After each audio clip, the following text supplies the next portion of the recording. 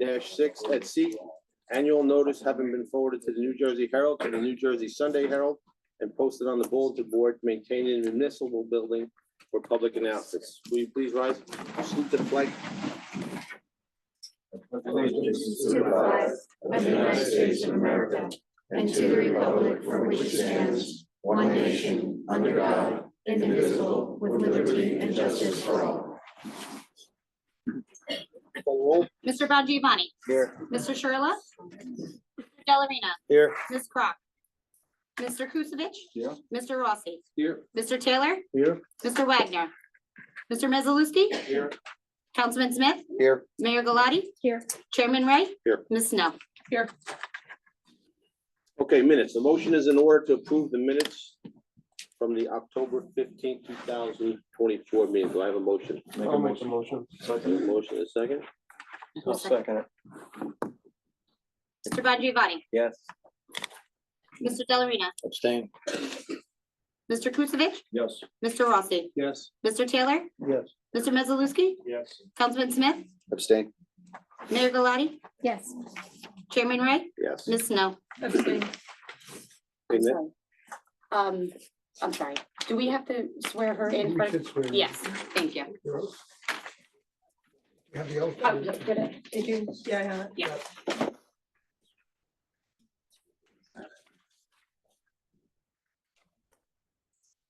And you have to sing a song. Not gonna do that. Can we not scare her, please? Raise your right hand.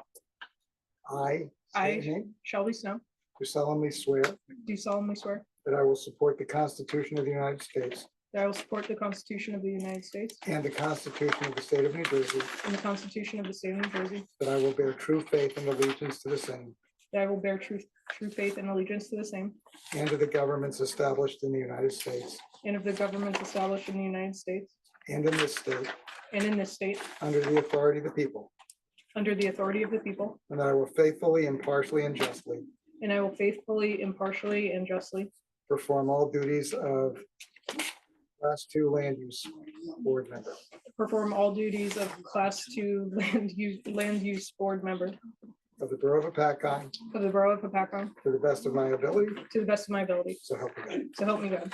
And you'll sign and hand it back to me. I'll notarize it. Congratulations. In the future, it's always nice to have the people that are meeting, have a second copy for them. Oh, I gave her one copy and she did it too. Yeah. It's a test. It's a test, but it's being in those. I just shoes. wanted to see if she read it. I just wanted to see if she read it. Sorry, Shelby.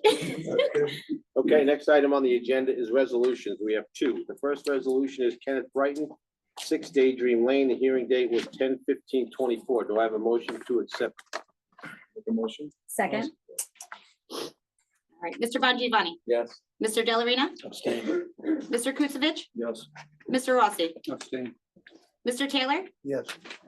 Mr. Mezzalewski. Yes. Councilman Smith. Abstain. Mayor Galati. Yes. Chairman Ray. Yes.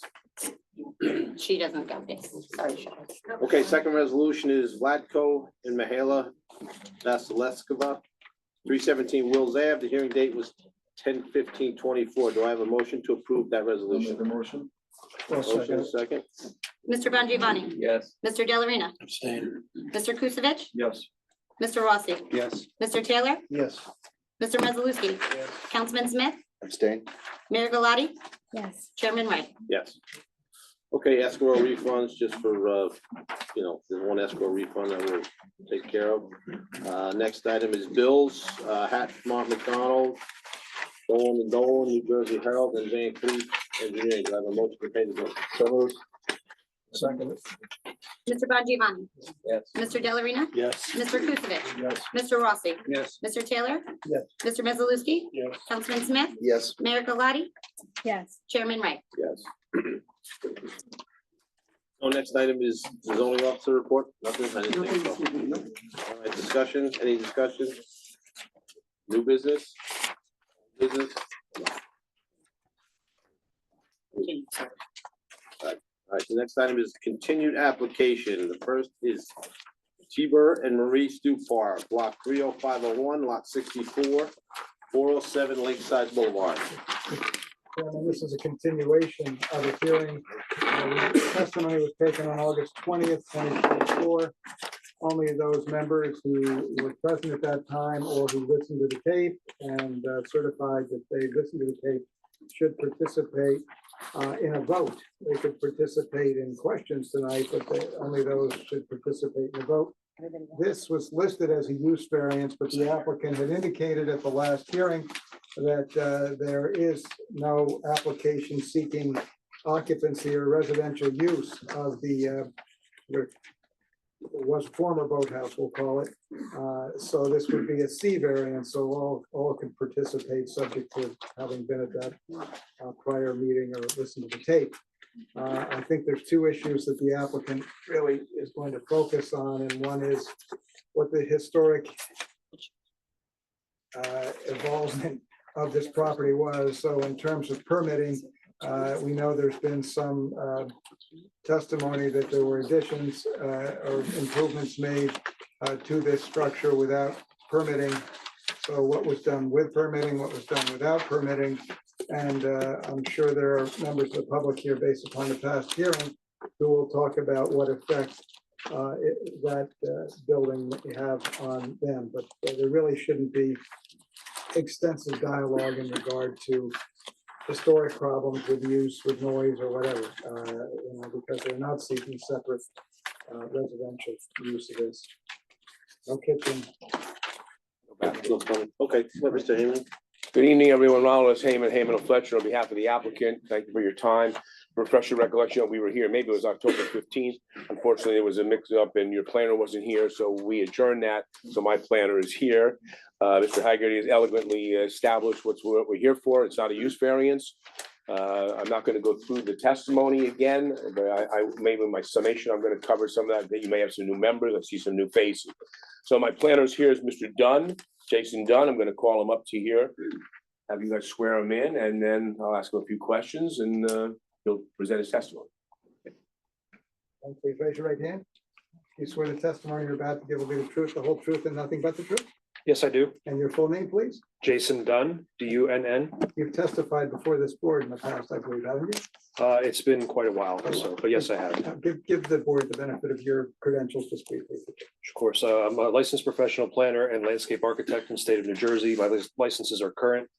I have a degree in environmental planning and design from Rutgers University. I've been in land use development and design for over 20 years now. And I've provided planning testimony before many boards in this county, including the borough here. Okay. So Albert, his expertise as a planner. Yes, sir. Sure, thank you. So, Mr. Dunn, you and I share the same client. Did you have an opportunity to visit the property? Yes, I did. And you and I have had several conversations about the property and about why we're here, correct? I know Yes. you have some photos that you took. And I don't know if you want to give me those and we can hand them out while you're speaking. Bill, I know I sent you a list of the exhibits. I haven't looked. You were So up whatever it is. to A10, this will be A11. A11, and it's a series of is it 3 pages? Yeah, 6 photos. 6 photos and 3 pages. We're gonna make this A11. We're gonna just list them all together. Bill, I'll give you one. I'll pass the rest of these out. Hopefully I have enough for everybody. If we don't, you two guys can share. And we'll rush. And then go this way. Okay, There's not enough to yell, and we'll see what we can do. Okay. So while those are being passed around, go ahead, Jason, give a little overview as to what we're here to talk about. As Mr. Heyman said, I had an opportunity to visit the site. I've reviewed the application and the former resolution and the minutes from the previous meeting. We're talking about an accessory structure that was formerly a boathouse. The owners have utilized it as a seasonal recreational structure for about 19 years. The size is about 12 by 25, single story, kept in good condition. And the previous owner, before this couple bought the property, had added to the structure for more storage space and renovated the structure to be to no longer be a boathouse, but to be a recreational cover. So inside of the structure is an open layout with some furnishings, and forgive me if I'm repeating some testimony, but I wasn't here the last time. With some furnishings inside, including storage cabinets, a small counter space, a mini fridge, and a coffee table. In other words, it's a passive lounge, very similar to what you'd have near a pool, with seating and a countertop to serve beverages and maybe some food. There's a large glass slider door that's located at the end of the structure facing the lake. There is no accommodations or conveniences for overnight guests. In other words, there's no beds, no bathrooms, no kitchens. So as Mr. Haggerty said, I agree, this is a permitted accessory use.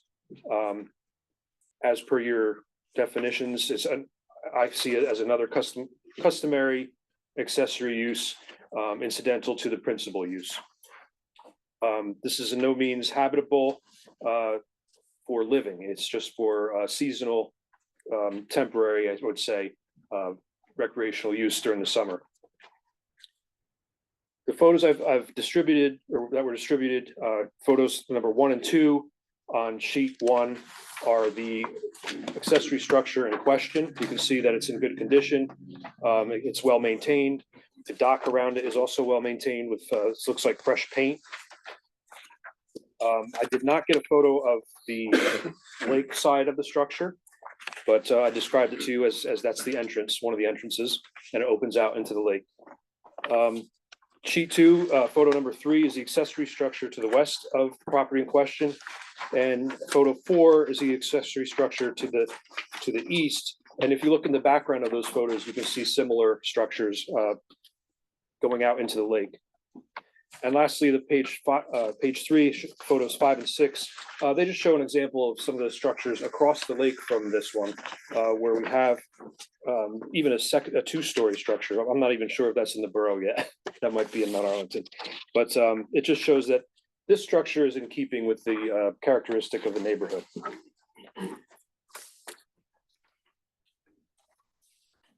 So the variances we're asking for is to really permit the structure to stay as it is. We're not proposing anything new, no new additions or renovations.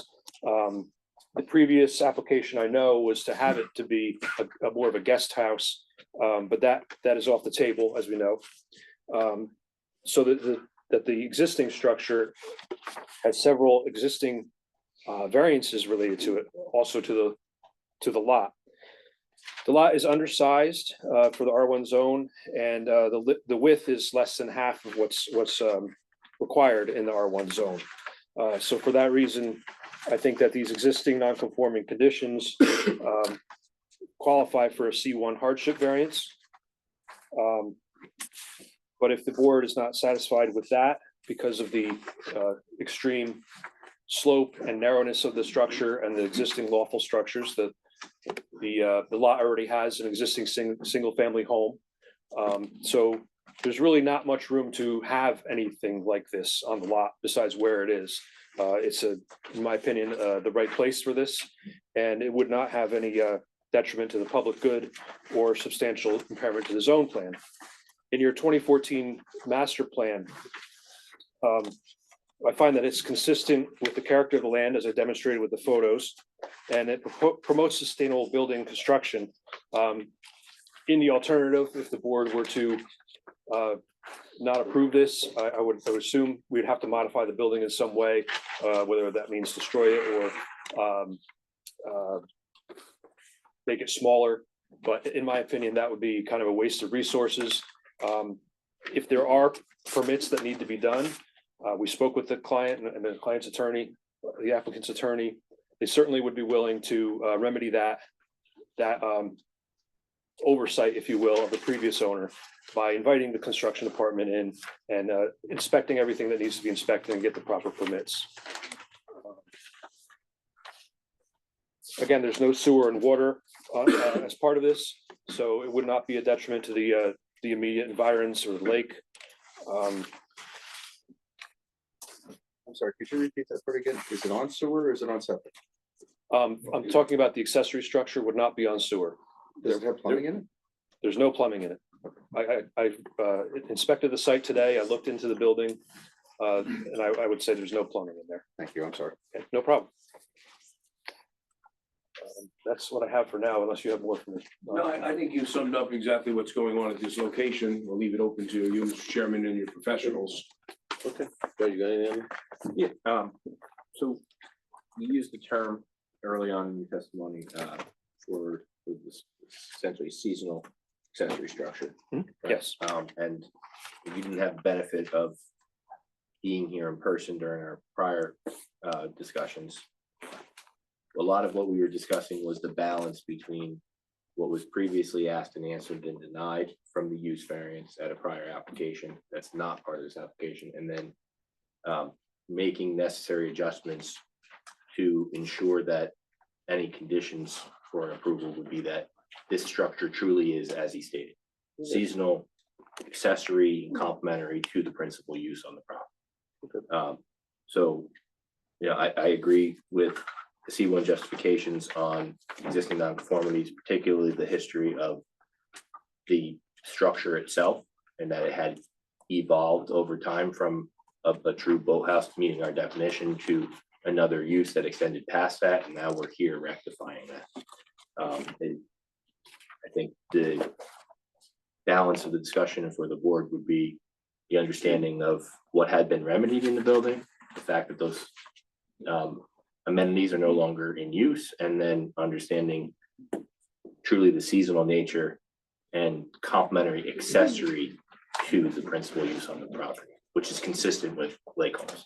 Okay, And we would agree to those, conditions that, there won't be any, living quarters, no bathrooms, no kitchen, no sinks, no sinks. It'll be as it is. no Airbnb, No no Airbnb, rentals. no rentals, Okay. all of that we would agree to. I concur with your planners, as well. I think he concurs with my planners' thoughts as to what this should be. I think it does fit into the realm of the neighborhood. So basically, they're gonna operate it the way they purchased it, no changes from when they Correct. originally. Okay. Any- Baseboard heat, would you have electric heat in there? Or what do you? There's any heat in there? No, there's no heat, so no heat. So Okay, I think that would more or less go along with the seasonal, since no heat, you can't use it. okay, Even looking at the photos, you can see that the furniture has been covered and already kind of winterized so it can't be used. okay. Any members of the board have any questions of the planner or the attorney? Reason why you didn't submit internal pictures? We have internal pictures. I don't know if you have those in the first. There It were was the internal last pictures time. For the last time, yeah, we have the pictures. Not only. There was a recent, question of but whether there pictures was a were taken sink back there in or not. 2005 when they purchased it. Well, Jim, I think they're stating that, if this is approved, that there will be no plumbing in that building. Correct, Okay. that's correct. And I did Part not, of that, part of that testimony. Yeah. Just that we're inviting the opportunity for inspections.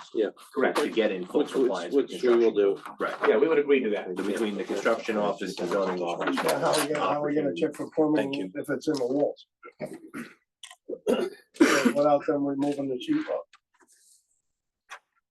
Well, I think that it has to be verified that it's not connected to sewer. Right, if somebody comes in and that's a requirement of a request of your construction office, then we have to remove a piece of the wall or do whatever we have to do to prove to you that what we say is accurate. Well, we'll leave that up to Bill O'Connor, the building inspector, whatever he deems necessary, he'll do it. There was plumbing in that boathouse once before though, right? No, There was never plumbing in it? I don't know of any knowledge. I don't think the previous owner put any plumbing in there, to my knowledge, and we haven't. There was an application to do that here a year ago, which you denied. Okay. It came and went. Yes. All right. Scott, you got one? Yeah, I know you had mentioned before that you had pictures of other similar structures. But in the 2023 review, it was pointed out that one of those structures was a 1940 structure that would be their right, not a incremental benefit or exception.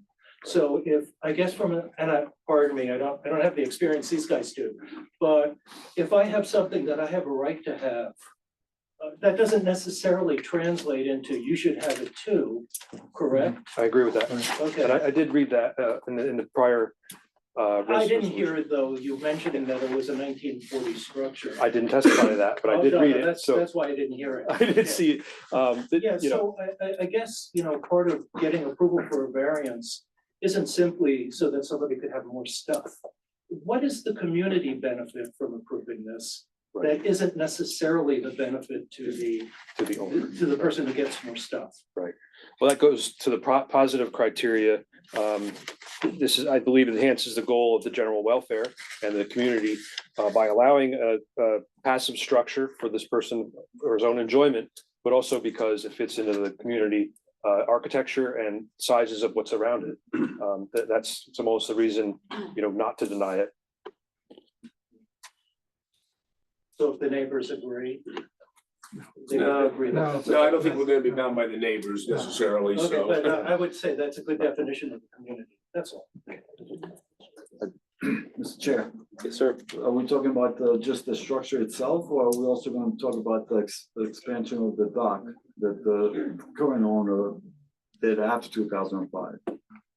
That expansion was done after your After client purchase purchased the of- property? I'm not certain of that. I'm not either. I just thought it was an existing condition. No. So the way it is now, today is the way they've never changed anything. That's No correct. That was our expansion. testimony back in 2 meetings ago. And that Not- certainly yeah. shows that too. I'm sorry, I was not here during the August meeting, and perhaps you guys may have mentioned this, but I'm still a little confused. I'm reading in the resolution of approval from 2023. They stated that the boathouse is used as a guest cottage and has electric heat. It's noted that the boathouse is not used for the mooring of boats.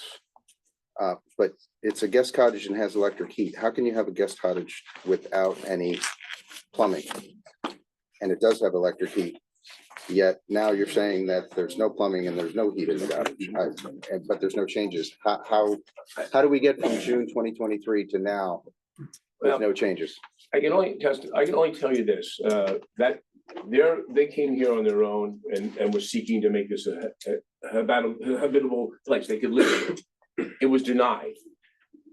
My client still contends that there's no electric heat. If there is something there and it has to come out, put in the resolution, but he's testified last time, it wasn't the last meeting, it was 2 meetings before that there was no electric heat in the premises. So again, you can make it a condition if there is, it has to come out.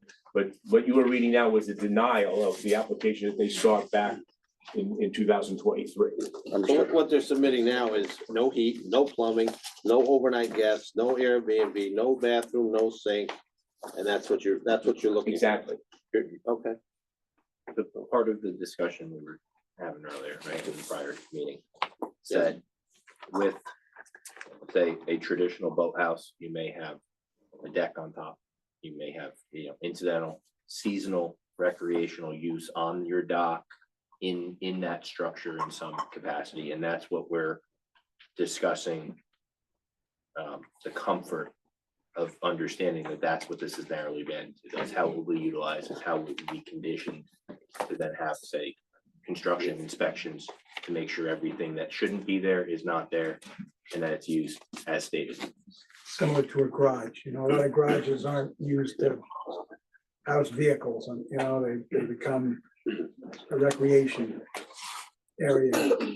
So they just want to go back to using it the way they purchased it. No expansion, no nothing. Correct. The way they bought it 20 years ago is the way it's 18 gonna years ago, remain. exactly right, yeah. Okay. Seasonal protection electricity in the from structure? the elements. Is there electricity in the structure? Electricity? I'm sure there is. Yeah, lights. Yes, there is. Okay, any other questions? Seeing none, I'll open this application to the public. Does anybody from the public wish to comment on this application?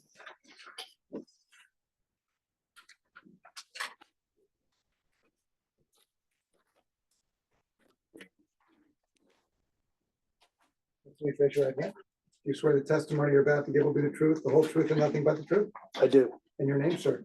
Tim Meredith, Meredith, 409 Lakeside Boulevard. I'm the neighbor of the Stupars. Do you live directly next door to them? Yes, I do.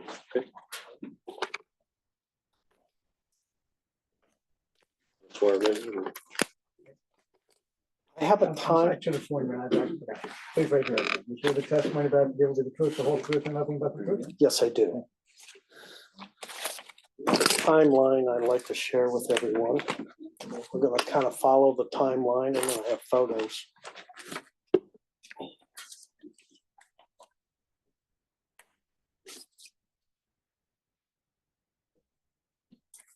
You want to give those, There's 16 copies I made, so. the A1 book? We're gonna mark that as. We have other people that may be offering exhibits, maybe we're gonna make that M1. M, Yeah. M is in Mary? For Meredith. Okay. Okay, let's do that. If you want me to- Yeah, yeah. Everybody can kind of follow along with it. In addition to that, I have a number of photos. I'd like everybody to kind of wait for the photos until I go through the timeline, and then we can kind of look at the photos together. But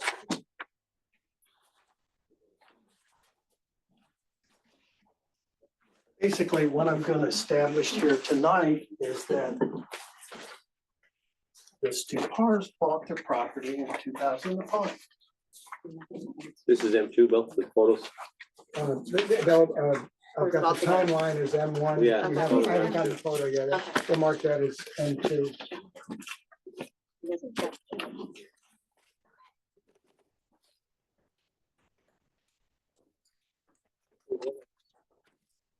M2 consists of 10 photos. How many photos are in there? Yes, 10 photos.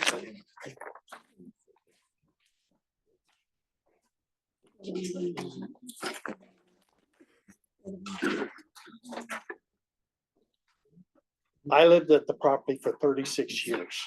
I bought my property in 1988. The Stupars moved in March of 2005. We had sewer hookup in our neighborhood in 2007.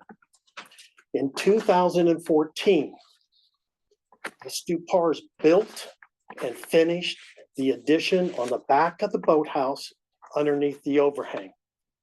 Approximately 25% addition to the boathouse.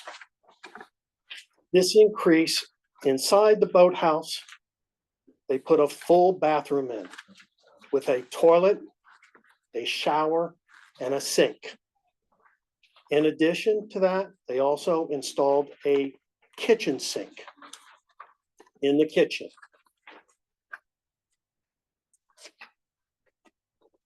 There was an environmental incident at the Stupars home on June the 30th of 2022. Mhm. That environmental incident, their grinder pump overflowed, steaming effluent into my yard and flowing down to the lake of Lake Hopatcong.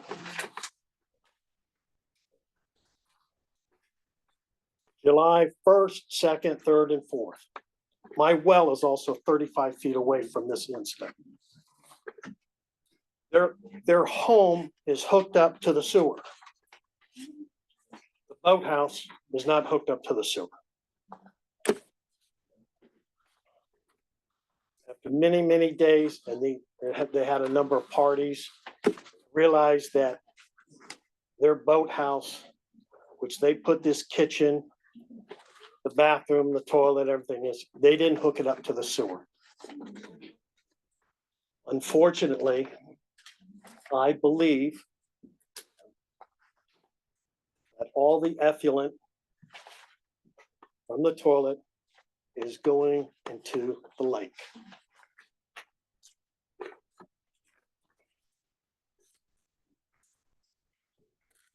Now we can start with the photos. Photo number 1 was taken in year 2000, previous to the Stupars owning the property. This is my wife in the photo. This is the open area at the end of the boathouse. That is what was enclosed. In that area, Mr. Stupar is on August the 20th, sat here and said he put a storage area in, a small storage area. But what he really did was he put a full bathroom into that area. He did not hook it up to the sewer. How do I know that? From June 30th to July 26th, his grinder pump in the main home was overflowing. You can't imagine what I was going through as a resident. That I went to every means possible to try to get somebody to help me. On July 14th, 14 days later, finally, they came in. I had the county, I had the town. I went to the mayor. I went to the construction compartment, the zoning. I met with Pat Mason. I did everything I possibly could to get some kind of attention to this incident. You can imagine the smell, everything else, and it was unbelievable, okay? But at the same time, I noticed that when they went in the boathouse and they had these parties, it wasn't overflowing. So that's how I know it wasn't hooked up and is not hooked up to the sewer. Next photo, photo number 2 is 2005, when the Stupars bought this piece of property. They moved in March. Actually, they moved in the summer, but they bought it in March of 2005. This is my daughter's end of year softball, somewhere around August or so. And you see the back, I circled it, of where the boathouse is open, the back of the boathouse. That's where they put the kitchen in, the bathroom. You see the boat here, this is their boat. And I've zoomed up, that was the Stupar's boat. The next photo is me. This was taken July the 4th of 2014. On July 4th, I'm in my boat, that's myself. Just so snap this, and you see where the circle is, that's where they put the addition on to the back of the boathouse. Next photo, or next item, is the actual survey of the Stupars, the 2005 survey when they bought the home. And you see right on the survey, it says roof overhang, overhang. It was an overhang when they bought it. That's what they enclosed and put the bathroom in. The next photo is my home. And it's my sitting room, and you look out, and you look out at Lake, beautiful Lake Pratt. Gorgeous. To the right is the Stupars and their boathouse. They didn't construct this in a day or 2 days or 3 days. This was a project. They enclosed this. Not only did they enclose it, but they put a toilet in, the vessel sink, okay. So we saw all this taking place in front of us. At the same time, they dug lines down to the boathouse for their water. Next photo is the boathouse. You see where I drew the line. From that point on is where they put the bathroom in. The next photo is in the boathouse, but Mr. Von Giovanni was talking about in August of the 20th. Geez, if we approve this, would we approve such a dock of this size? take a look at the dock. It's a pretty big dock. The dock was there before the Stupars both bought the property. The floor was put in before the Stupars bought the property. I'm not contesting that. In our first meeting, I didn't even know about this. This is going back when we first went for that they were denied about. I found out all this stuff. So as Mr. Duncan said, is not on the board anymore, a multitude of sins has happened here. The next photo is the toilet. Their toilet was taken in 2018. The Stupars said they've never rented the Bose house. But that's not what has happened.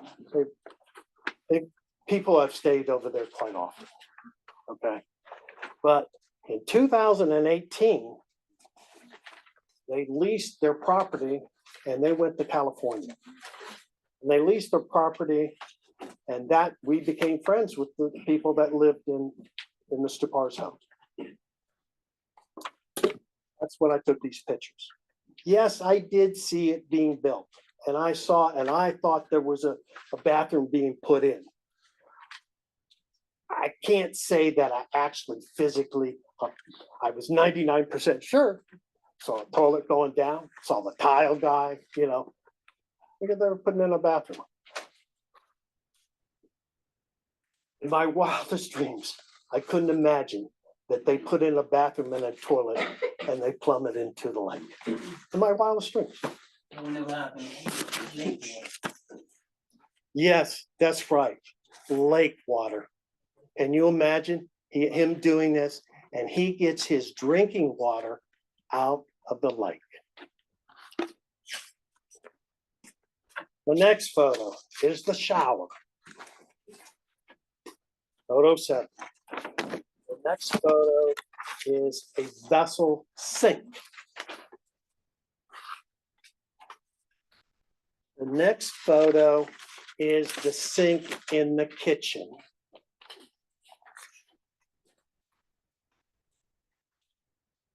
And the last photo is where the effluent went to. This photo is taken in the back of the boathouse. You can't see this from my home. Mr. Carbone will be testifying tonight, and we had to go up on a second story, and we took the photo coming down. But this is where the effluent went. You see where the water is? Mr. Meredith, I'm going to just ask a couple of questions if I could. We know that this obviously has had a very, I'm going to put it, poor history of what went on. We know that there was a boathouse there that was, according to your testimony, added to, and I'm looking at your photograph, it was marked 5A on your magic marker at the bottom of the photograph, and it has a dotted line that goes through, showing where the boathouse formerly was before that addition was constructed.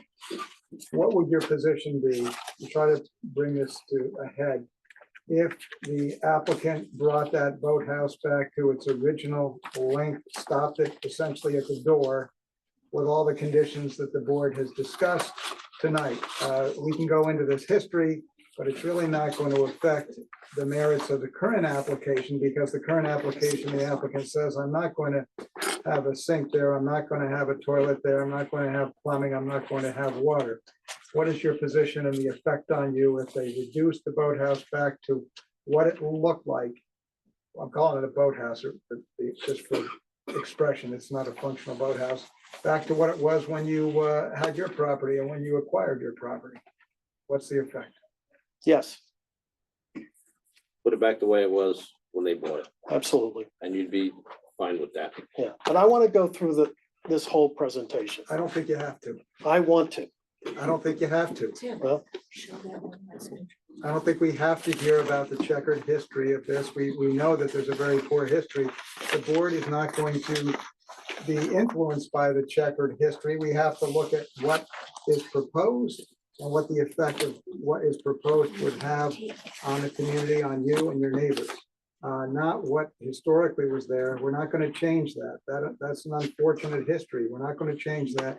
And that should not be determinative on the board's evaluation of the merits of the application. So I think the board has enough information. If what you told the board before is your position and your neighbor's position, it does make some sense. So the board can evaluate it from that perspective.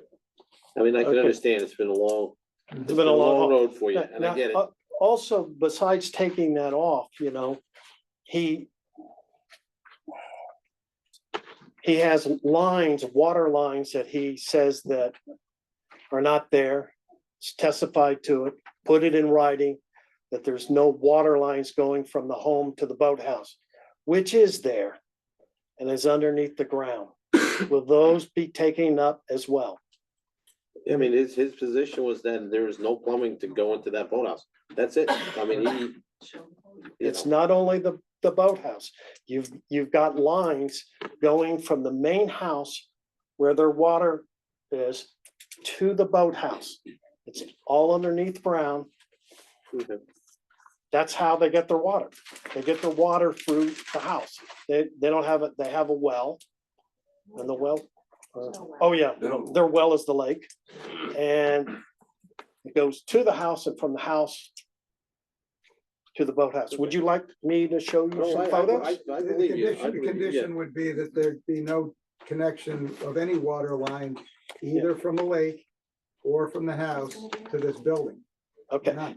Now, who's gonna verify this? Okay, and I'm asking this because, for example, they have not, should have not used the boathouse for the whole summer of 23.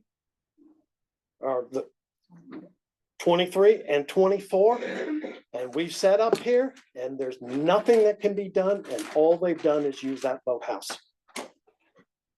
Sure, they took out the toilet, but the toilet goes back in. How are we to know or can verify that all of this can be done? 2.5 years of going through this. The fines are close to $800,000 from the construction department. It goes back to June 30th. Mr. O'Connor. Well, I think maybe we'd have to have the construction officials verify that the water is disconnected from the house. I mean, there's only so much we can do. I mean, Right. there's nobody that's gonna go down there every day. You know what I'm saying? No, I I know want what to you're put saying. put it on record. Yes. Okay. No, it's- Yeah, we take that addition off and underneath all the plumbing and everything else is taken out. Okay. And it goes back to an overhang. And the lines are taken up from the boathouse to the house. Disconnected from the house, I mean, severed and capped or whatever has to be done. And the only thing going to the boathouse will be electricity, which was going there, I'm sure, when they bought it. He says he didn't have heat tonight. He's got heat in there. Well, and his new application said he's not gonna have heat, so, Yes, but so, I'm just, yeah. this is what we're dealing with. Okay, I'm one neighbor on one side, and I agree upon that, but I have another neighbor, Mr. Carbone, on the other side, and I was swimming in. Okay, you're done with your testimony? yes, I'm done. Okay. Can I ask a question? Go ahead. You wanna ask Mr. Or Rivers a Can question? I ask a question? Sure. Are you saying with your photo number 2, are you saying that when they bought the house, it was still a boathouse? No. No, just a- In 1988, Yeah, I mean, he bought it with it enclosed in. What they did is they enclosed the back half, and Yes. so anything prior to them owning it, we're gonna leave it be, because that, we don't know when that happened. okay. Okay,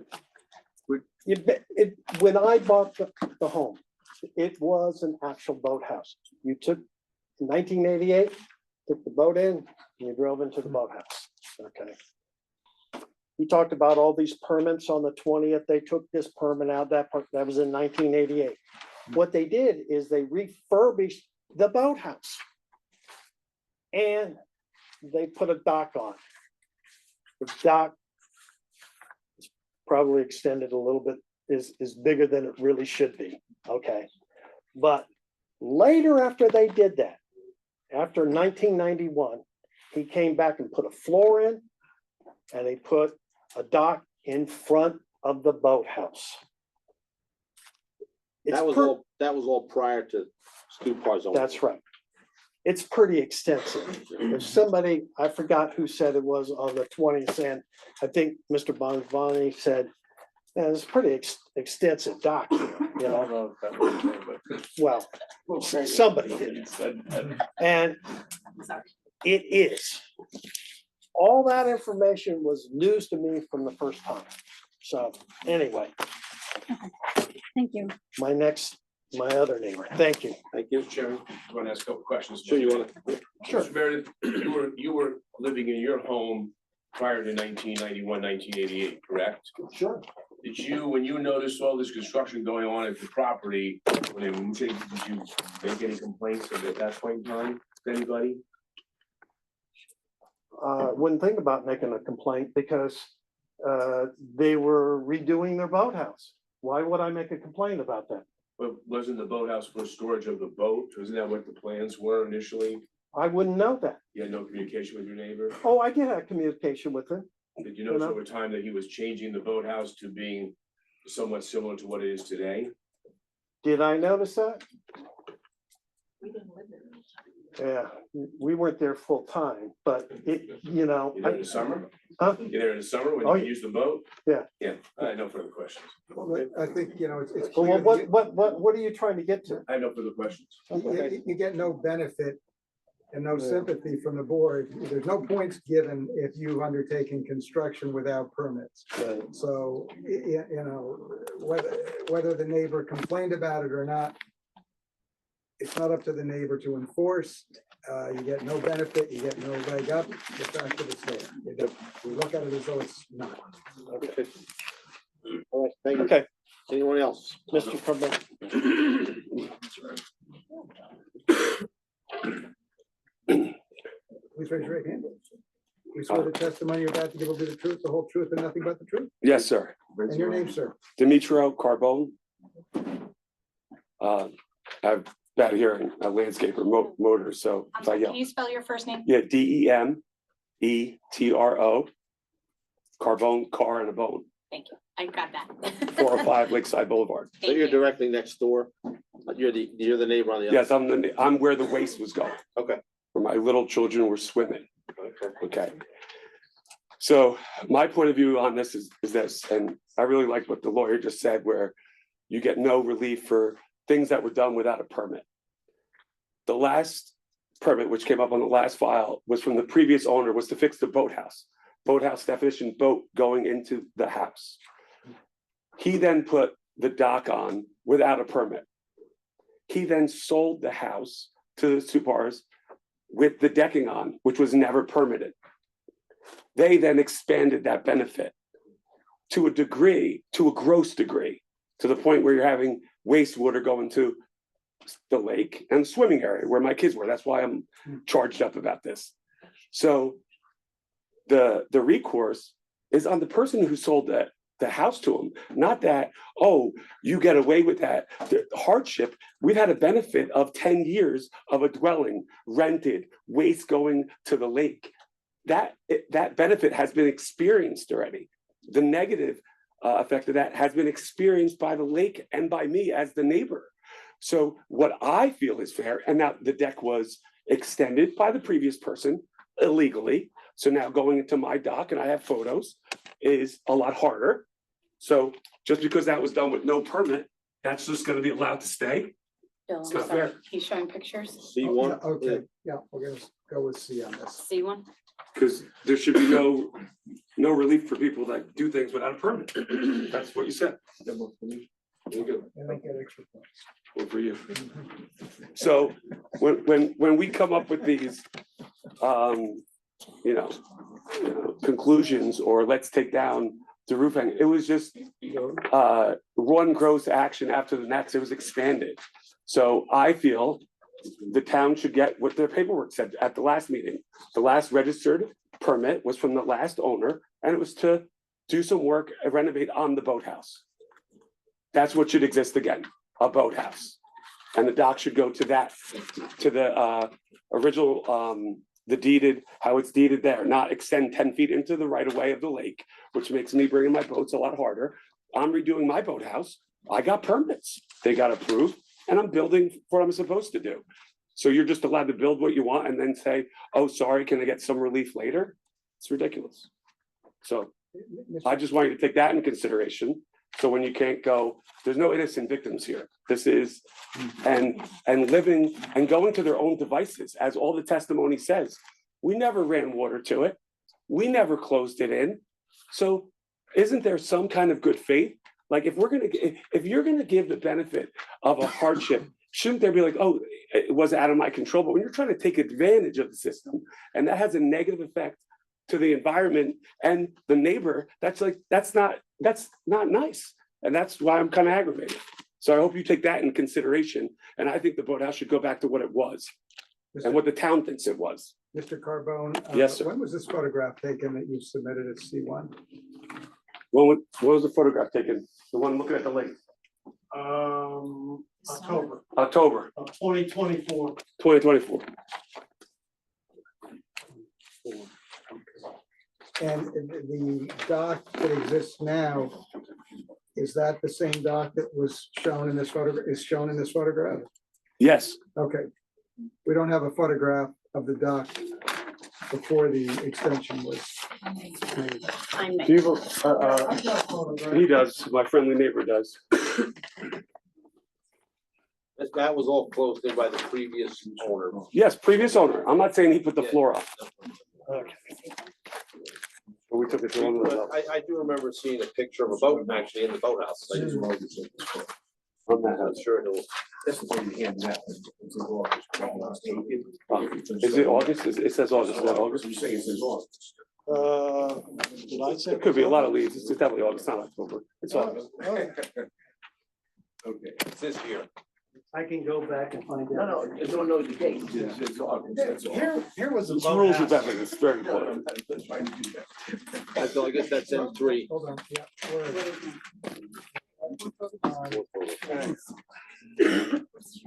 Photo. It's gonna be M13. This is from the town, okay? I wasn't. I think, I don't remember exactly, to be honest with you, but I think that that's how it was when I bought it in '88, okay? Right. No catwalk on the right side. I don't have that one. I mean, a huge difference. No, the other, what he's showing. I right only got this one here. Yeah, we don't have, what are you showing now? Do you have this one? They don't So have this Bill, one. I'm I'm gonna show, sorry, this what is is the this? next one. This is, M13. This is M13? now, And this it's photo, this photo here is the photo that was taken after they refurbished the boathouse, leaving it as a boathouse. That was the last permitted thing they did with the borough. And what year was that, Mr. Ernst, you know? Well, I only found out, well, they did it in '88 and then came back in '91 to get it approved. That's what Mr. Heyman had. That's what the town has it as. Okay. Now, So this is what it's, what to go back. So this is going to be M14, That's M14. Okay. and this photo was taken, this photograph M14. It shows the boathouse, the deck on the top of the boat. This was taken, we think, around. When do we think this was taken? oh, that was taken, well, it could have been, you know, 91, Yeah. you know? Say it again. Wait, we do know who took it to town, because I got the photo from the town. We got that for the I'm tax. talking about this photograph. Oh, this- Yeah, I lived there, okay, yeah, I lived there, so. That's when they redid the boathouse, okay? They put a bigger dock on, because as you can see, that first photo that I sent you from Flag, the first photo, right? Here it's blown up. You can see that photo blown up, the first photo, and you see at the end of the boathouse, is water. These are the two photos to compare the differences, where how the dock like grew so large and encroached on my property. C1 and M14. That's right. C1. Oh, we already have it. We have it, is what he has. The comparison. Yeah, see, this is a We're blow talking up. about C1 You'll and see on the M14. end of the boathouse, Bill, water. what's this one? That's the blow up. So they Blow went, up of they went quite a ways out. Enlargement of N fourteen. And that is Of going that, to be yes. N15, Marie, enlargement you of got it. N14. Is this a different number now, Bill? Enlargement. This is the enlargement of M14. Of M13. M13. M13. Enlargement of M13. So I If can you just see, keep it when they came out with the dock, if you see the front of the two cars, there's like a board there. That's about 10 feet. They went in 10 feet and to the actual boathouse itself. So it's pretty substantial. So, thank you. So now that we have photos and the last permitted record with the town was the improvements on this boathouse, and this is what it looked like. And I understand the two parts didn't close it in and add all that docking that encroached on me. But if you take in consideration the totality of the situation, that previous owner is wrong of doing that work without a permit. Then the enclosing of the overhang into a bathroom, then the waste going into the lake. And then, once that was even discovered, then to have parties afterwards is just I don't give a shit, and it's still gonna happen. So how would I think that it's fair to have a hardship? Hey, you get to keep the big dock and the enclosed boathouse, when the last legal record you guys have it as a boathouse, considering all those facts. It's just not fair. So that's my 2 cents. Oh, yeah, and I believe, side note, I think this is for you, I don't think the septic was ever, the septic tank was ever removed legally. Is that true? I've heard that, I don't.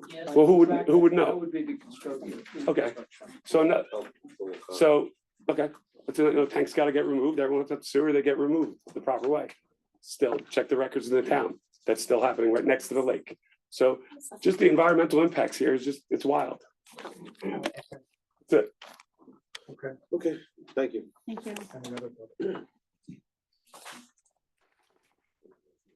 Anybody else from the public wish to comment on this application?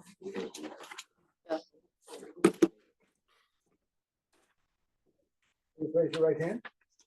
You swear the testimony you're about to give will be the truth, the whole truth, and nothing but the truth? I do. And your name, sir? Robert Whitehead. I reside at 401 Lakeside Boulevard.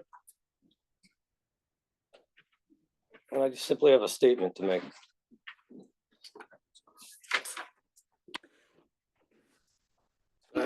This is nothing personal about these people, as I barely know them. This is about anyone and everyone who wants to break the rules and not abide by our state and town laws and regulations regarding waterfront zoning, construction, and put our precious lake and community at risk.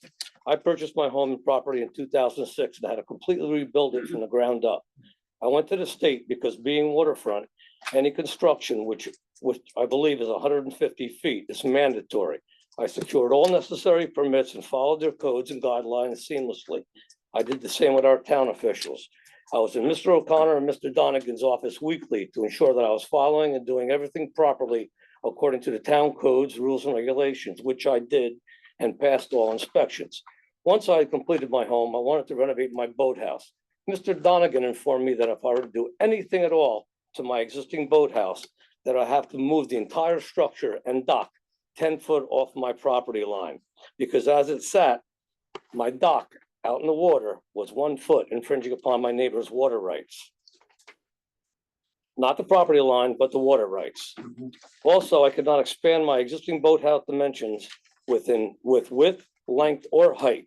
So some $50,000 later, my boathouse and dock now sits where it belongs, according to present codes. I did it because it was a responsible thing to do and to be respectful of my neighbor's rights. I didn't try to cheat the system and then ask for forgiveness.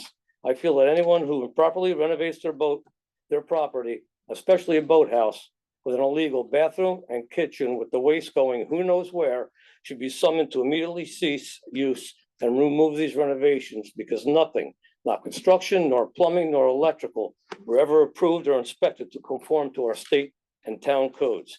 Then follow the state and town proper procedures and permits to obtain what they want to achieve.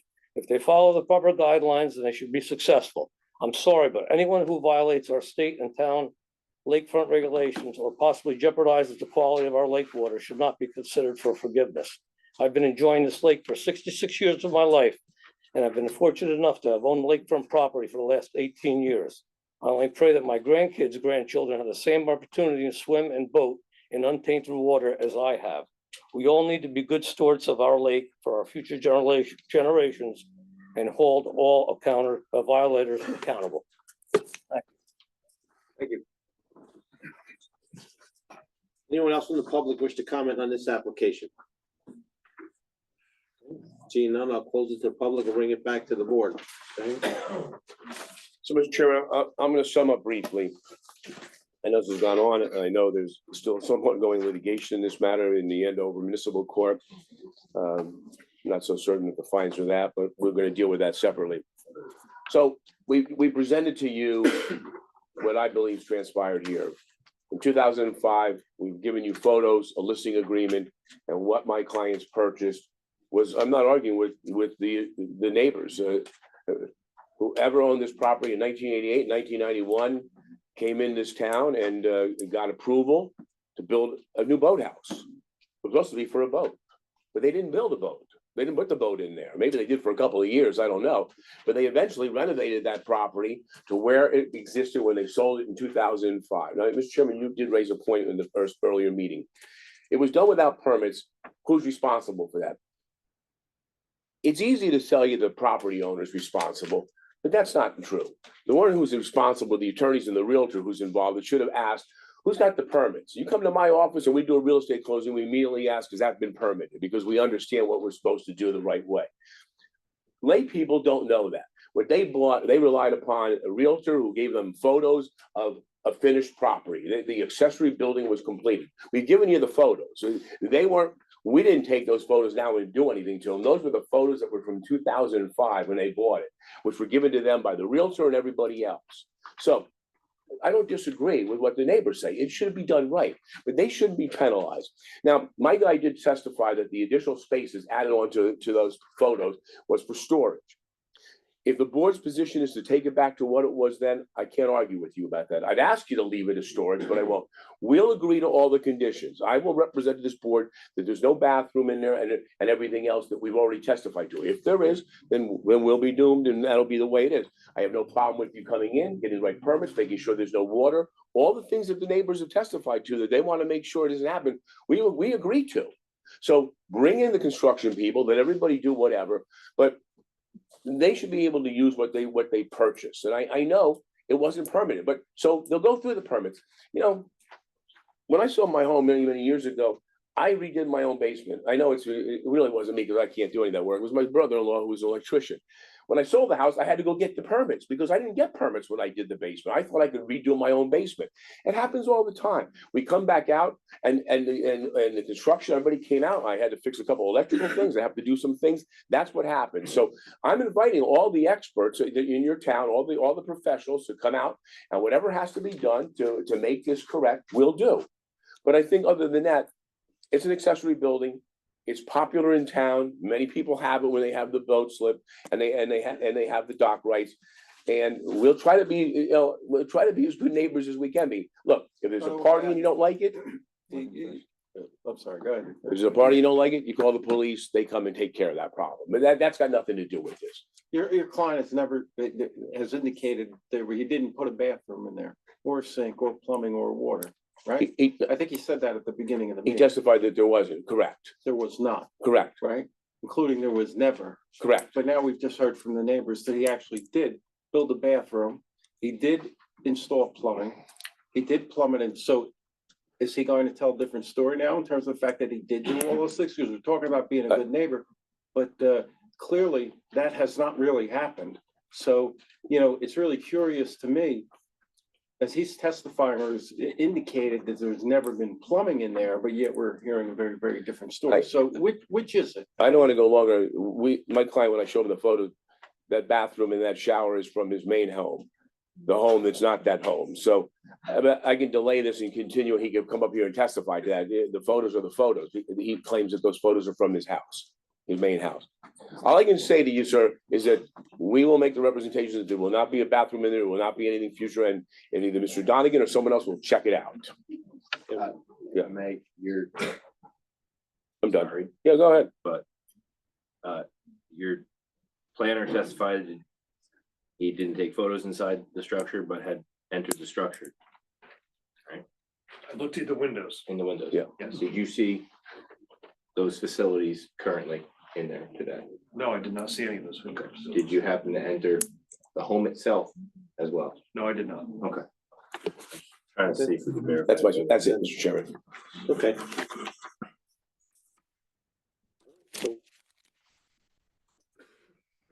I'll come back to the board and wait for a motion. We're making a motion. Discussion, motion? I'll make a motion that we don't approve it.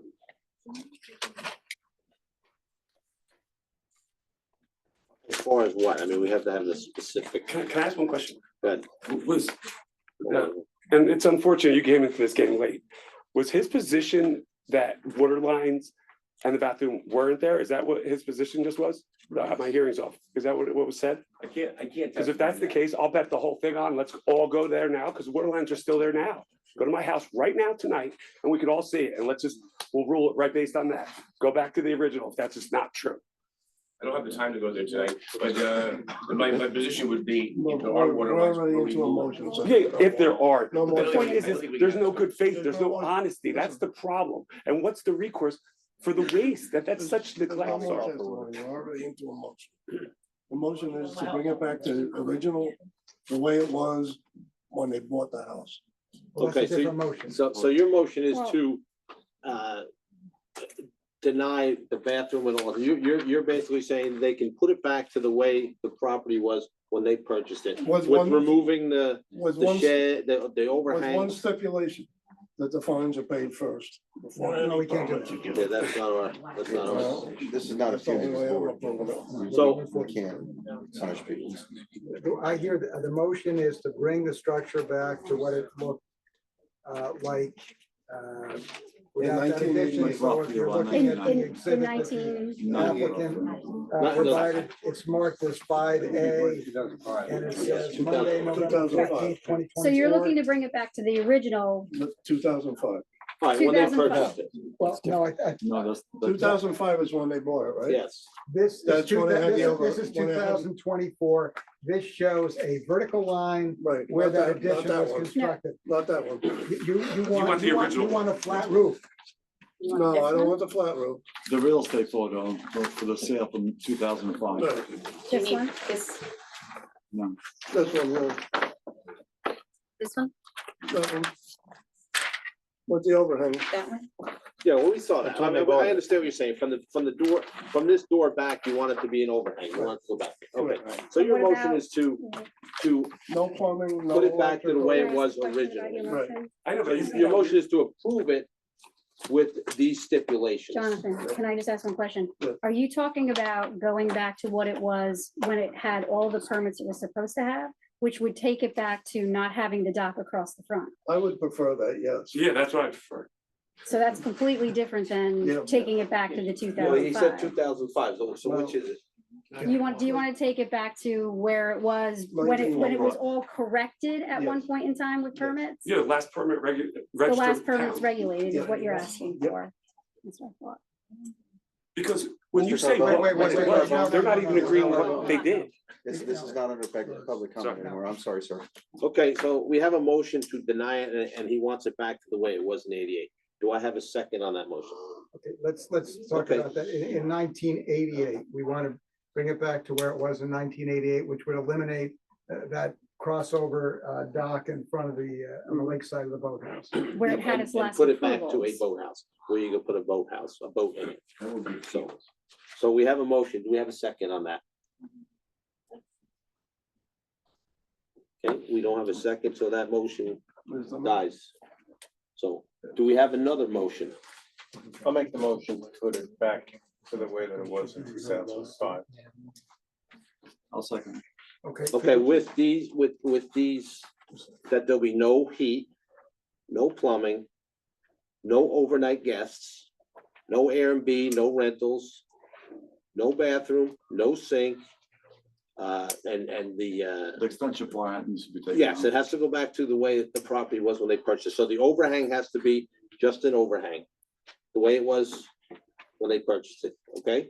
I like to see all pipes removed going Yeah. into the lake, Well, too. we'll- Not just shutting down the water line to the boathouse, anything going into the lake. Well, they needs to need be it, done. that's where they get their drinking water from, the lake. Well, not the one No, that's shown in from the picture. boathouse He's talking about, from the pipes remaining. The from pipes are- bathroom they're- that have was in pictures. Oh, yeah, all the plumbing has to be removed. Every piece of plumbing in that building has to be removed, other than the water line coming from the lake, traveling up to the house to supply Right, water. yes, supply to the house. Is there anything else that we have to add to that? I mean, that's pretty much, Can I use this as an exhibit and say that he's going to bring it back to where that structure is and the improvement is, except he's. gonna I would cut use off- this one, Bill, because this shows you what it was when he bought it. Okay. With that, it had the overhang, but it was not closed in. So that would be photo one and, yes, I think the extension was used for the bathroom. yes. So yeah, go ahead, Walt. Just a question on the resolution. So if all those things are agreed to, that would still hold the fines to date in place. That's not up to to the us. court. That's, we're not. That's- no. Okay, but this wouldn't have an opinion on that. Well, this'll let the court thing proceed because the board has made a decision, correct, Bill? Right, yeah. Yeah, the board- court case has been stayed and Yeah. over pending your decision. Okay. I think the new date's the end of this month, actually. So is there any other stipulations that anybody wants to add to that? So just to clarify, you're letting the dock extension across the front stay in this Yes. resolution. How about a time frame? And this would be through a deed restriction. Obviously, we've implemented the deed restriction. And any access the construction official needs to verify that everything's disconnected, cut apart, whatever has to be done. Yes. You agree to that? Okay. So, okay, we have a motion and a second. Who made, I'm sorry, who made the motion? I mean, And he made the second. I made, I forget who did what. Steve did it first? Yes, Steve made the Okay. motion. Mr. Von Giovanni, Yes. Mr. Dellarina, Yes. Mr. Kusevich, Yes. Mr. Rossi, Abstain. Mr. Taylor, No. Mr. Bezalowski, No. Mayor Galati, No, Chairman Ray. Yes. 1, 2, 3, so 4 to 3, yeah. 4-3. It carries. It carries. Yeah, so I can do that now. Thank you, Bill. Thank you, everybody. Okay.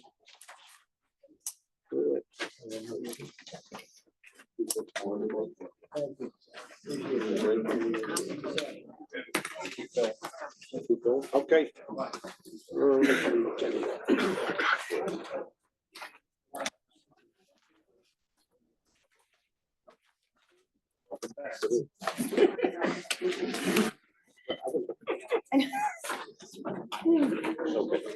All right, the next item on the agenda for the new application is Opakon Hills Land and Homeowners Association. Block 30210, lot 2, 5 Hudson Ave. Someone here from Opakon Hills Land and Homeowners Association. She can listen, but with the use variance, so please, just if there's a chair, sit down with the.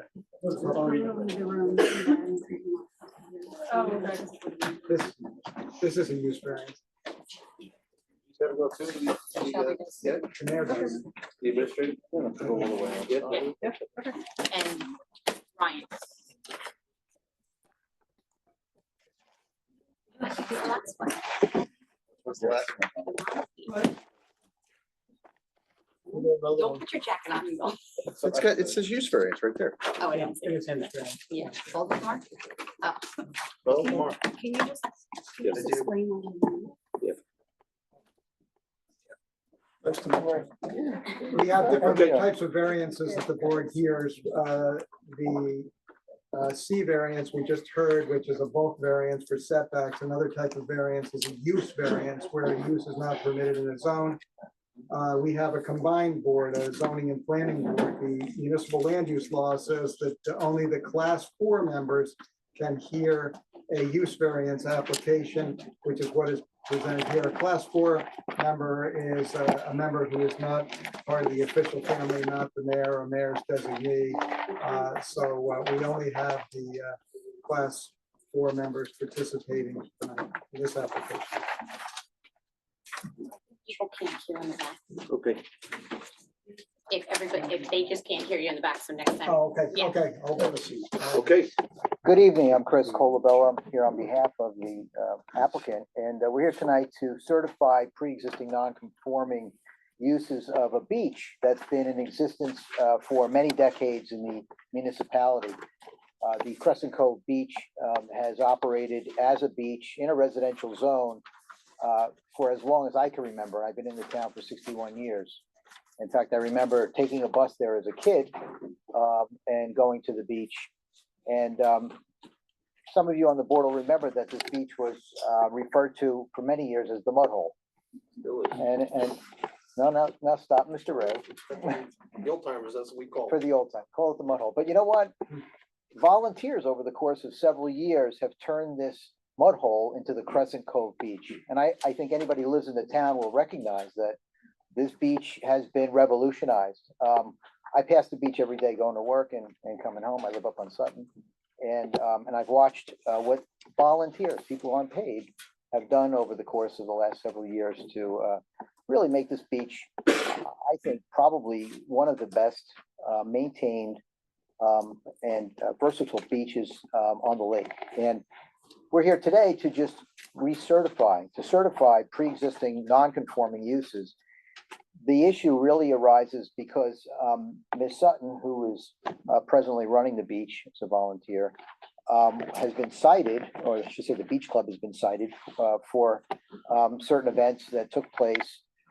And as a result, with the discussions with Mr. Donegan and with the municipality, it was recommended that we apply to the board to certify these pre-existing uses. So Ms. Sutton and anybody in the future who volunteers to run the Beach Club knows what permissible activity would be, what activities would be permissible. And attached to the application, you'll see that there are numerous items listed because at this point, going back in history and speaking to people, Ms. Sutton learned that a lot of the activities that are going on there have been going on for many, many years. In fact, she was a member there and her children were there. And we've spoken to some historians, which Marty Kane in particular, we don't have him here this evening, but we were able to get some pictures that we can share with the board. So essentially that's the essence of the application. And to support that, I'm going to have Ms. Sutton testify with respect to current uses and with respect to her knowledge of prior uses. And we're asking the board just to certify some of these or all of these pre-existing non-conforming uses. And she's also asking for some additional uses that aren't specifically to her recollection or to the recollection of other people who were members over the years were occurring. And these are relating to some of the events that occurred during the course of the summer months. Mr. Calabella, Yes. it may be that you might not be able, it may be that you cannot provide testimony that these uses existed at the time of enactment of the zoning ordinance. So that I take it you would be asking for use variance approval if that testimony isn't forthcoming. That's correct. Okay. That's correct. And I just want to emphasize one point for the board that every application that comes before the board does not require a site plan. And that's been an issue here. We received a technical review letter from the town professionals. In that technical review letter, Mott McDonald made sure they checked off every single box of regulation that they could possibly check off, requiring a site plan for everything from inflatables to where tables are located when you have a party to just every imaginable possible thing that you have to do to get an approval. There's at least 20 items or so on the list. I'll have Ms. Sutton testify to some of them, but I would submit that under the circumstances here, it would create an undue hardship for Ms. Sutton to be required to get a site plan. The cost of a site plan for this particular site, based on her checking around, would be impossible. They just don't have the funds to do it. And I think that hardship, and the ordinance provides for that. If there's a hardship, the municipality, the board in particular, can honor a waiver, request for a waiver. And we're requesting that there be a waiver. I think on top of that, the use here in this residential zone is inherently positive use. It's a good use. It's good for the community. You'll see there's many people from the community here who are members of the beach, who are grateful to have a beach club that's maintained the way that it's been maintained under Miss Sutton's leadership. So when you combine those two, the hardship, and you combine the inherently good qualities that this adds to the neighborhood, it adds to the community, I would submit that the waiver would be appropriate under these circumstances. With that said, I would ask that Ms. Sutton be sworn in so I could ask her some questions with regard to the application. You swear the testimony you're about to give will be the truth, the whole truth, and nothing but the truth? And your full name, please? Wendy Sutton, And your role in this is what? president of the association and manager of the beach club and the boat stalls.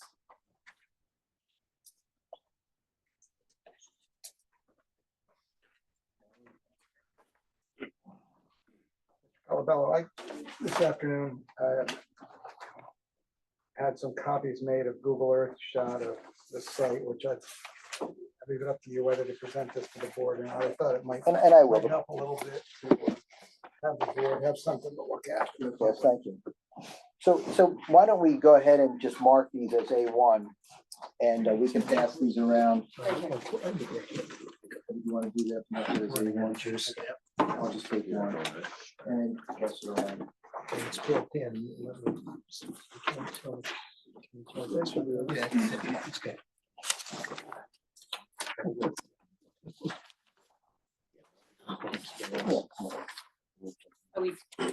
Are we doing exhibit? A1. A1. Thank you.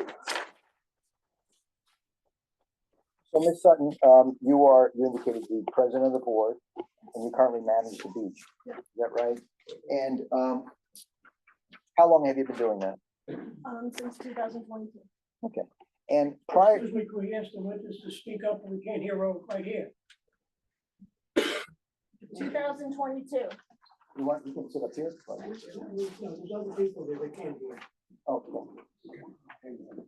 Okay. And prior to 2022, did you have any exposure to the beach? I was a member. Okay, and do you recall the dates when you first were a member, became a member? Probably back when, so I was a member back when I was a kid. Okay, so back in the 90s, and Okay. then when I got married, had children, left, came back, and then I joined with my children and my family. So my kids were in their 20s, so like 2000. Okay, and as a member of the beach, do you recall over the years there being, and this relates to what you're asking the board to certify or grant permission, the time that the beach was open in terms of months? When would the beach open in the spring, for example, and when would it close? It opened in May, and it would close in September. Okay, so it opened when in May, do you recall? Usually Memorial Day weekend. Okay, and I remember. when would it close? Labor Day. Labor Day, okay. And currently, since you've been operating the beach club, what are the timeframes in terms of when the beach opens in the spring? On Memorial Day. On Memorial Day?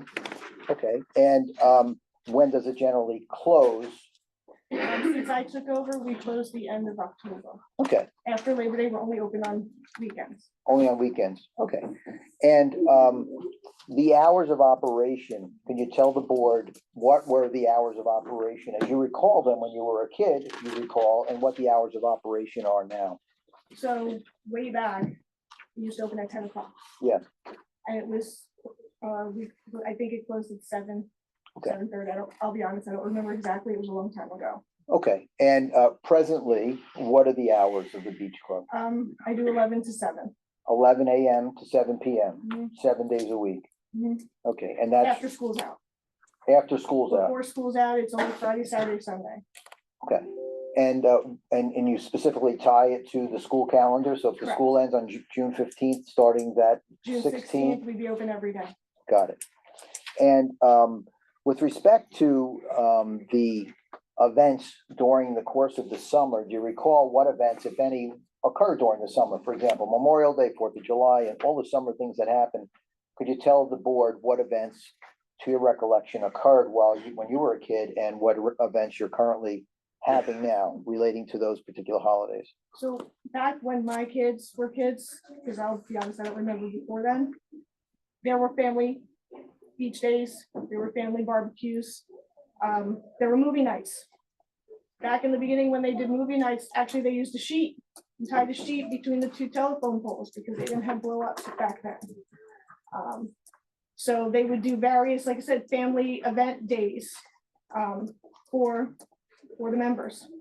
Okay, and in addition to the movie nights, you also have specific events during the course of the summer. I'm looking at your addendum at number 3. You named Memorial Day, 4th of July, and Labor Day.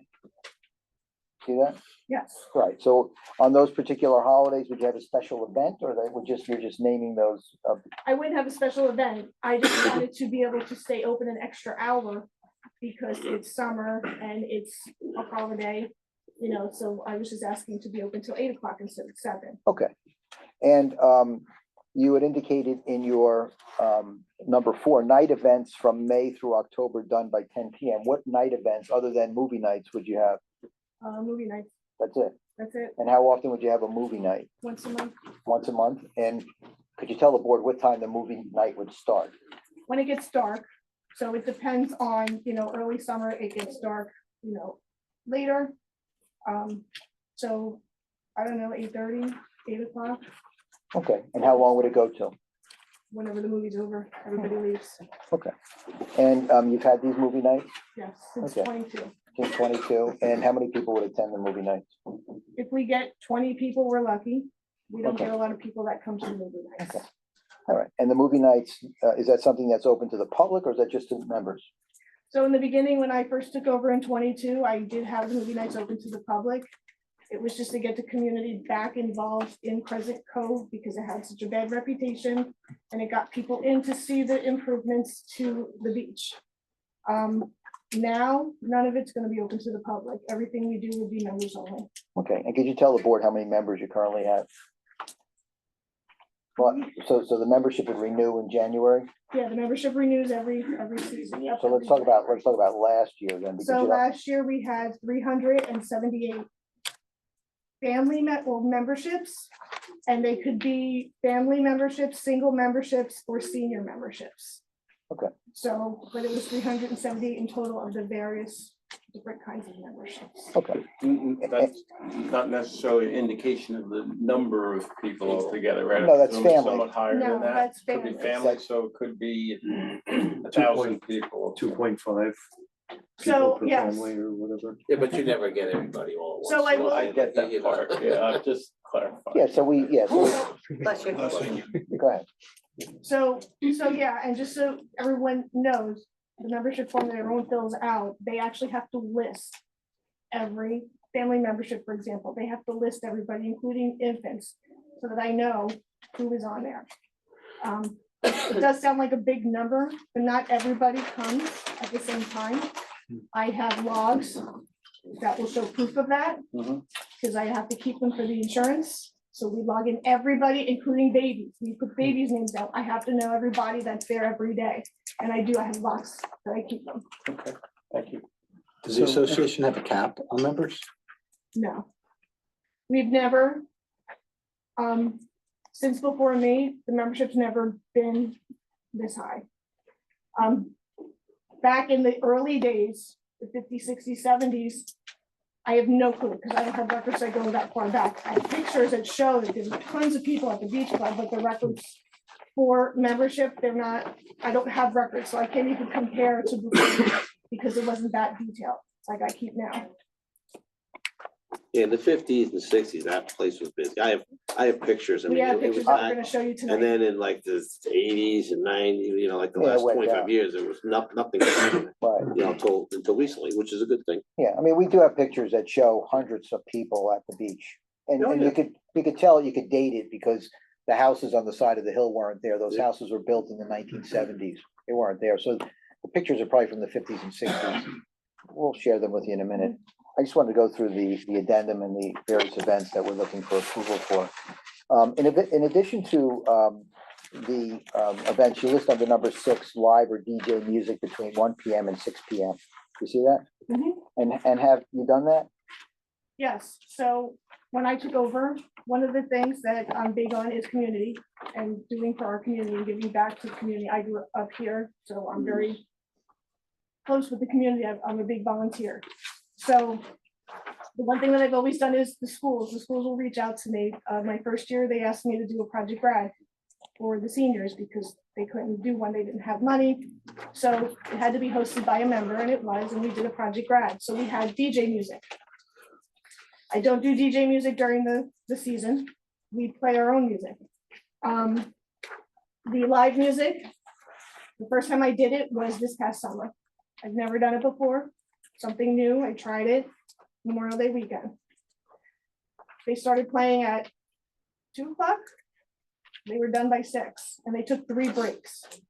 So they played for 3.5 hours in total. That So, was the first time that I did live music, was this year. so with regard to DJ music or live music, how often would you want to do something like that? The only time I would ask for a DJ is, actually it would be in June, because what has, the last 2 years, the 8th grade parents that are members have come to me and asked to do a picnic because the schools no longer do things for the 8th grade. So they, as members, they come to me and say, can we do this for the 8th graders? So we do a picnic for them, and we have a DJ. And I think it goes until 8 o'clock. It starts at 4 and it ends by 8 o'clock. Okay, And it's before the full season that we're open. with respect to live music, how often would you propose that you be? I'm just Permit. asking to do a live music band would be Memorial Day weekend and 4th of July. Okay. And that's it. Okay. And what would the hours be? The same as before, we would play them in the afternoon. You know, Okay. so we would do 2 o'clock and they'd be done by 6. Okay. Now, in terms of other events, you have a list here. It's 1A through I. Do you see that? Each year, I'm assuming Easter, the Easter egg hunt is before you actually open the beach on Memorial Day. So when is the Easter egg hunt take place? Depends on when Easter is. Okay, So we just basically stuff a bunch of eggs. I put them all over the beach club and we invite the members to come in and the kids go and hunt eggs. Now, when- That's it. when you were a kid, do you recall that ever happening at the beach there? I'll be honest, I don't remember. Okay. All right. You have number, letter B, a beach blast. What is that? So it's just basically an annual family day. I call it a beach blast because it sounds better.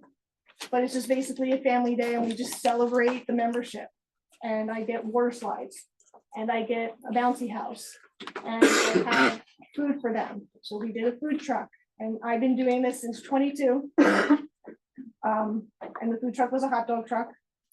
And then we play special things. We do games, we play tug of war, you know, we play all these games, we give out prizes, we make it just a day of celebrating the membership.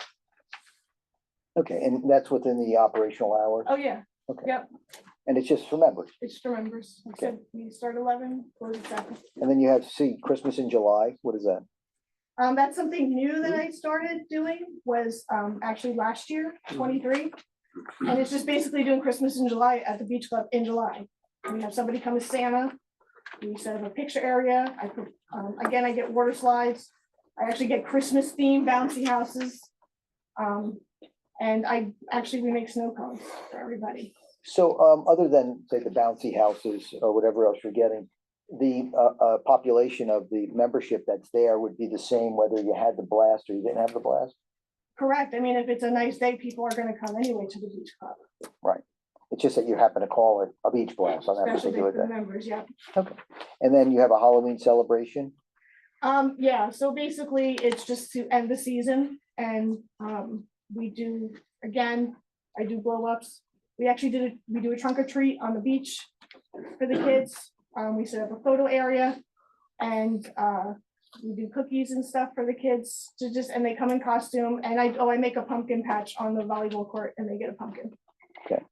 And again, you have listed here beginning and end of school year picnic. You mentioned that. That was for the For the eighth graders. Okay, and then movie nights you mentioned, Mhm. other night events you mentioned.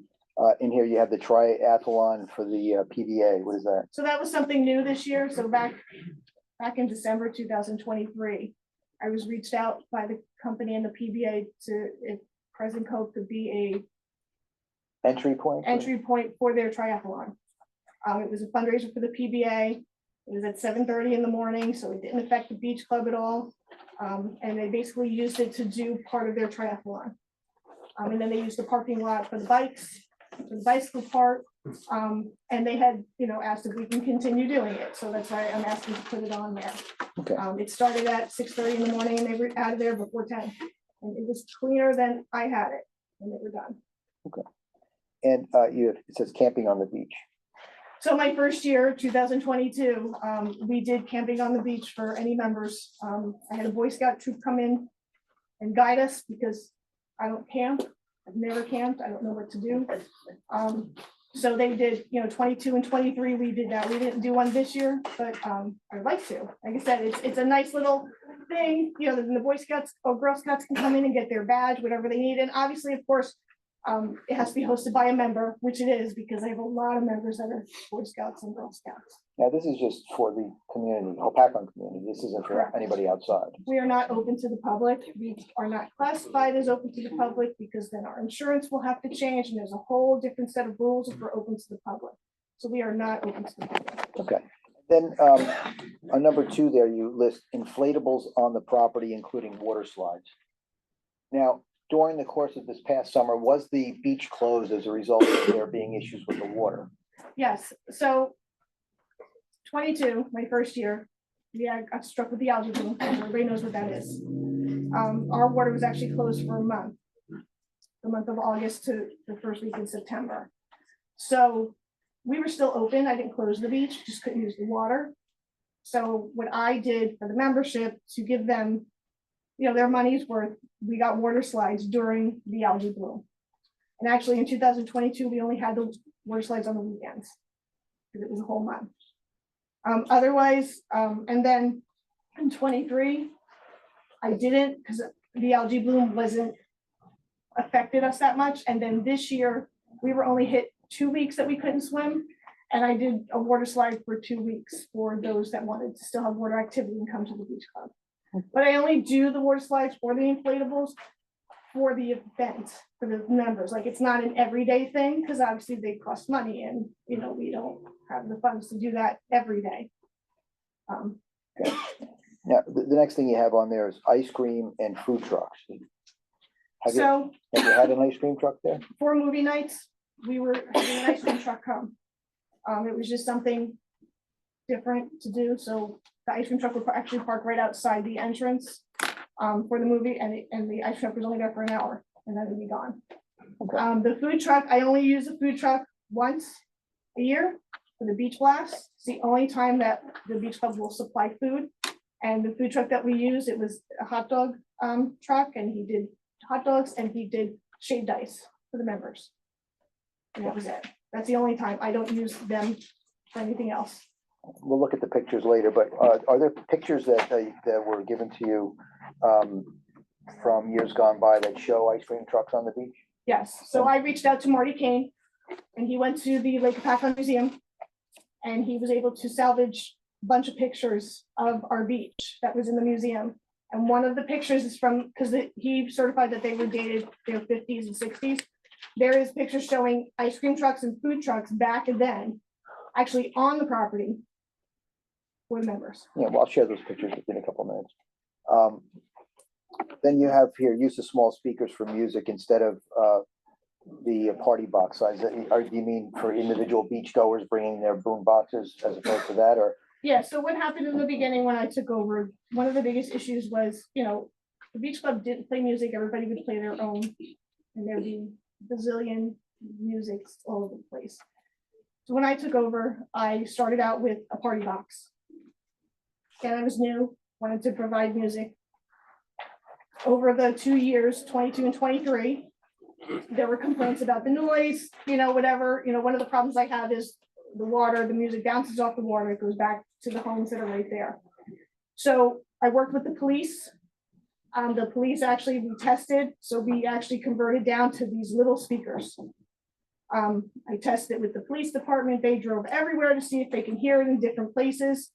And spoke to the neighbors, and they said with these speakers, it's not what it was when I first started. When I first started in 22, yeah, the music was really loud. But now, if the beach club is full, sitting on that beach, you can't hear the music because there's everybody talking and the kids laughing and playing. But I keep it to that small speaker, so at least there's music there. And I also, one of the rules that I'm really big on is people aren't allowed to play their own individual music. And if I do see them doing it, they have to turn it off immediately. If they don't, then they actually have to leave, so that we don't have 10 different types of music blasting all over the place. The next thing you list here, you said garbage pickup after 12 p.m. once per week. Why do you have that? So the previous people, the garbage pickup was with a different company, and they used to come at 4 a.m. And we have dumpsters, and they're loud. The neighbors could attest to that. So the one thing that I had to change companies because it was hard to find a dumpster company to change the time. So now I have the garbage picked up in the afternoon. They come between 12 and 1. So as not to disrupt the neighbors at 4 o'clock in the morning. Okay. And then the next thing, you indicate no permanent pavilion structures.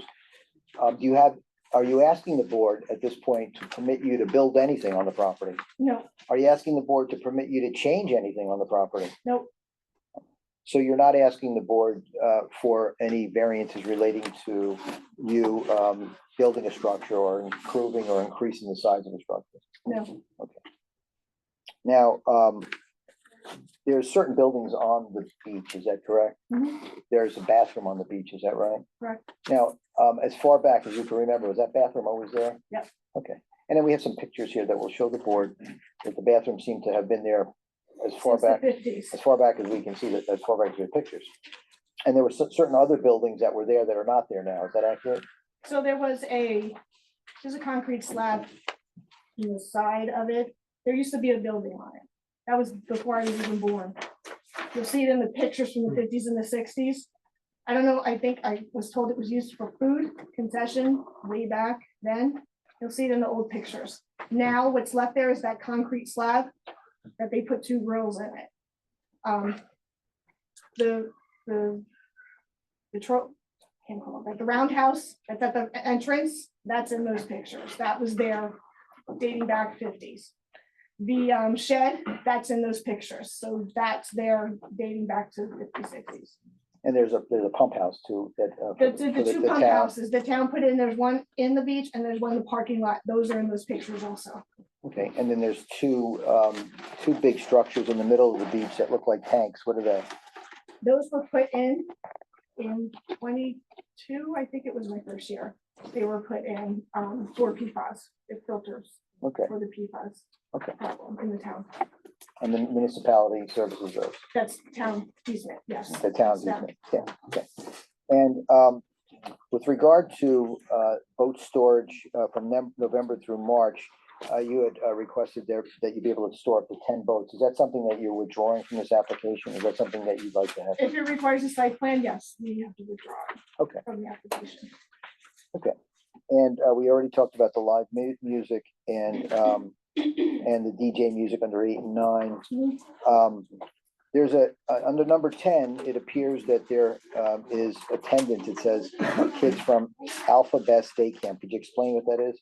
So another thing, so there's a summer camp at the schools run by Alpha Best, which also does the after school program. They had approached me my first year and asked if they could use our location as a field trip. because they used to go to the pool, Hackettstown Pool for a field trip. So they asked if they can use our beach club as a field trip. So I said, I had to talk to the board and the members, also to, one of the requirements was they had to be hosted by a member to do this, and they would come on a day that we're not full. So we restricted them, they come, so we've been doing this for 3 years, they come 4 weeks, 5 weeks, depending on the calendar and how it goes. They come on a Tuesday afternoon, they get there at noon. They're out of there by 3:30 when the school bus gets them, so they're there for 3-4 hours, and it's their field trip. If we have 15 members there, that's a lot, because during the week, Monday through Thursday, we're very light. People work, it's not crowded. So I will only allow that. We're not running the camp. We're not in charge of the camp. I do require the camp to give me a certificate of occupancy. So I need to get a COI from them, that they have insurance to cover this. So like I said, we're not running it. It's just a field trip. And that's all I'm asking, because the summer camp has asked if they can do it again. And obviously, so all these kids that are in this camp, so everyone understands, it's a pack-on kids. This camp is for a pack-on, it's not out of town camp. Okay. You and I had an opportunity to review a letter that was prepared, a technical review letter that was prepared by Mr. Rushkey, addressing some of the issues in your application. You recall going through that? And I'm just going to ask you, 1 through 3, it talks about you providing testimony to justify the variances in accordance with the municipal land use law. And you're offering that testimony now. And the testimony that you've offered, obviously, you described what is going to take place, what you'd like to take place, and what has taken place in the past. Is that right? And going forward, is your intention to promote the welfare of the community?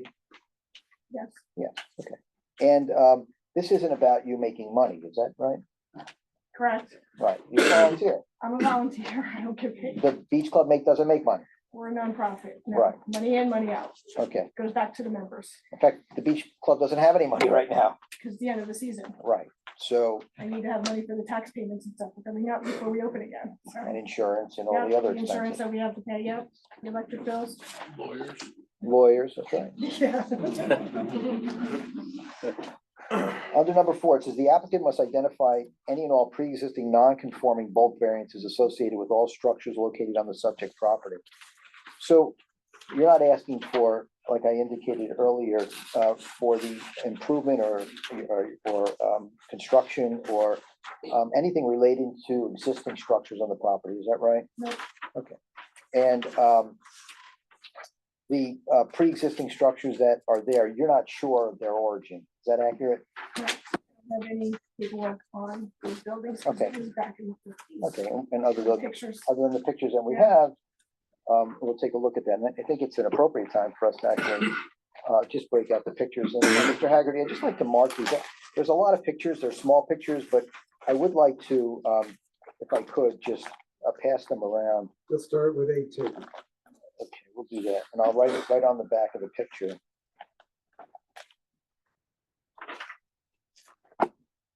Now, where did you get these pictures? Marty, I reached out to him and he got them from the Lake Paco Museum. Okay. He certified to me because I asked him when they were from and he said the 50s and 60s. Clearly, when you see the pictures by what people are wearing and stuff, you could definitely. Yeah, I'm gonna show you a picture here, which is marked as A2. Do you recognize that as one of the pictures that you received from Mr. Kane? Yeah. And what does it show? Beach club from the road, Are there any buildings in that? yes. Okay. And could you describe the buildings? What are the buildings that are there? The bathroom and the 2 well houses are there. And I call it the troll house, but it's the roundhouse that's at the front Okay, entrance. okay. And the picture, do you notice if there's actually, is there a fence at that time around the beach? Yes, on the one side. Okay, on the side going up to River That's Styx an Road? On the side going up to River Styx Road, is there a fence? No. No, okay. So let me just hand this up here. You guys want to take a look and pass it around? So those gonna be part of the we're gonna keep those pictures. We're gonna keep these pictures. Yes. Yeah, anything that's offered and admitted into evidence will be kept by the board. This is A2. Yeah, I'm not gonna show that. I'm showing. Could they be photocopied? I imagine Marty would have an opinion on. where Well, he wants actually, it. those I printed out. I mean, we could email them to you guys. I have them. Are these? How many you These got, aren't Chris? duplicates. These are from his archives then. Yes, Okay, so they will the have. to way, be the way returned. that it, the way that it works is. Once we're done and we, You guys we can could, have we could return them. I mean, you're not gonna keep them forever. So, you know, you're done with them, we'll bring them back to Marty. Right? Once the appeal time expires. Well, the way that it works is Marty, I got a link. And then I downloaded pictures from his link. So, but I think And there's then I some printed it out. proprietary rights to the pictures, but he's not gonna make a big deal out of it. He's assisted in the past. Could I ask you a question? Are you trying to establish precedent of the buildings being there back in the 50s with Yeah. every picture? Is that what you're doing? Yes, yeah, I just, and it'll be obvious when you see the pictures, the vehicles that are in the pictures. I'm showing you what's been marked as A3. Could you tell the board what's in that picture there? Can we just agree that they were there? So this picture has the ice cream trucks and food trucks on the beach. Okay. And that fence there, that picket fence, do you recall that picket fence being there when you were there? No, when I was there, there was the fence up there now. Okay, and this is another picture that you got from Mr. Kane. And I'm showing you what's been marked as A4.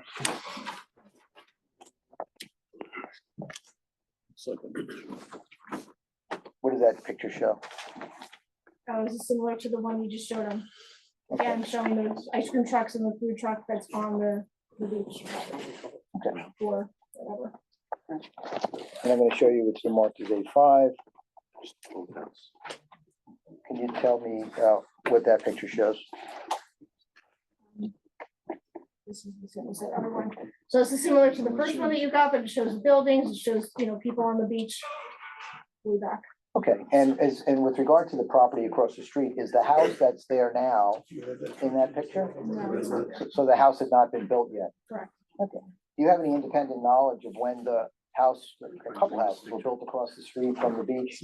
The one house that's side view from the beach was built in 1979. Okay, so this picture at least predates 1979. Yep.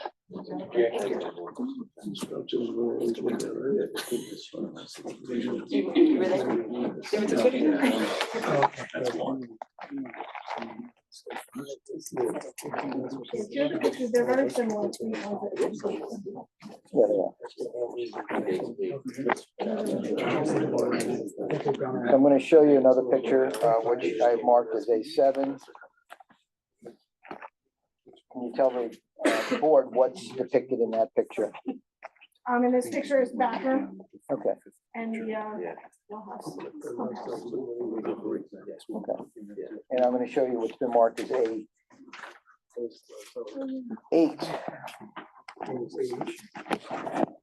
What is that depict? This is depicting the shed. The shed that we have.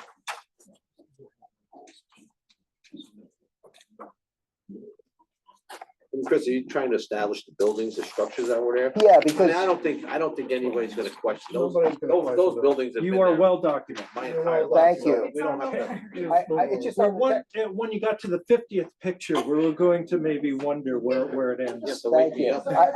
And Marty is very thorough. You know Marty's got Marty. more pictures, He's I'm got, sure. he does. And he would have come, but he couldn't. But It's very awesome. well, it's important because in the review letter, there's, and as is required, there's a request that there be testimony and some evidence of what was there, what happened over the years. And if we just move on, under number 5, it says the subject property has various structures, including bathroom constructed on the property, but the borough has no records or building permits or approvals associated with the construction of the various structures. The applicant must provide documentation regarding construction approval associated with the various structures. An impossibility. Have you tried to get that information? Yes. Have I tried to get that information? I opened the town records. The town doesn't have them. I do that. So, And the previous people don't have any records. yeah, I would submit to the board that It's impossible. We don't know. And there's no records in the town. Everybody that we speak to, and she'll testify to it.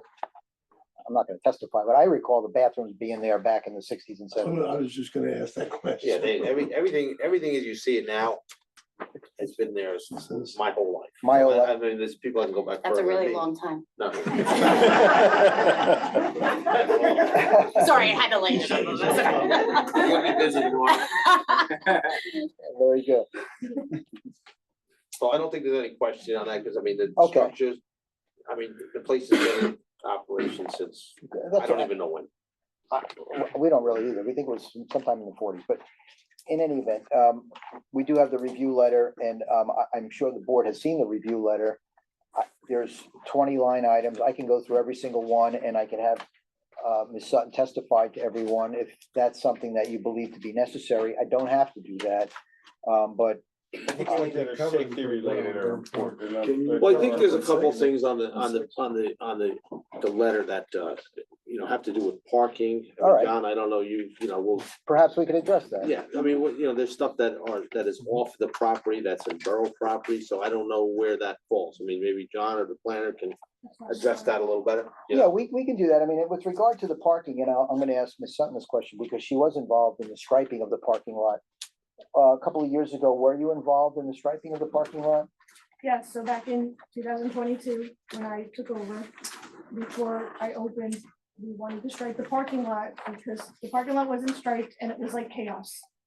Because people would pull in and park in all different directions in all different ways, and it was not informed at all as a parking lot. So I'm gonna show you what's been marked as A9. This is the Google Maps picture that Mr. Haggerty was kind enough to give us. There's a parking lot in the picture, depicted in the picture. Do you see that? Is that what the parking lot looks like now? Yep. Okay, and is that the parking lot that you had striped? yes, Now, when you had the parking lot striped, did you check with the municipality to determine whether or not you needed to do anything special to do that? I did. So I actually talked to Bill Donegan. Mr. And I Donegan's asked him- here. I asked him back then, do I need a permit to stripe the parking lot? And he told me no. And then I also spoke to the mayor. Current mayor was Mike Francis. And he actually was helping me with the beach club because when I took over, I didn't know a lot of things and with in regards to the lake, so he was assisting. And I asked him about the parking lot, can I stripe it to make it safer? And he told me yes, because part of the parking lot, I guess, is a paper road. Yeah, so municipal. But it's he part of the had municipal told me right of that way. it was okay because it was making it safer, and he actually sent me a letter Okay. stating that he did that. All right, I mean, you're not asking the board to allow you to expand the parking lot, is that right? No. Okay, you're just gonna maintain the existing parking lot as it Maintain what is. we own. Okay.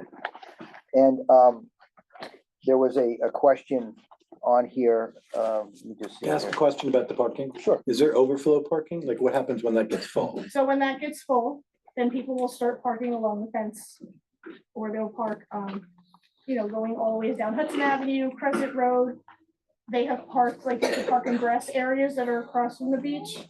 So in regards to parking, I have been working with the police since 22 on this issue. And basically what they do is they come through on the weekends, because even when we don't have an event, if it's a nice day, we're full, people come. It's their beach, they don't go down the shore, they come to Lake Apacon. So the police will come by and they will drive through for me every weekend. Because what I was told by the police, the rule is, and we've never, just so it's on record, we've never been given a violation for parking. I've never gotten a ticket, I've never gotten a summons for parking at all. But we were told that as long as an emergency vehicle can get through, you're not blocking a mailbox and you're not blocking a driveway, that everything is okay. And you can see the police coming through. We actually have cameras, so it's on camera showing the police coming through and checking things to make sure that the parking is safe. Any other questions on that issue? Is the parking lot part of that, or is that a separate lot? The parking lot? Is that part That's of? a separate lot. Across the street, yeah. Do you think those should be combined? Because one really can't work without the other.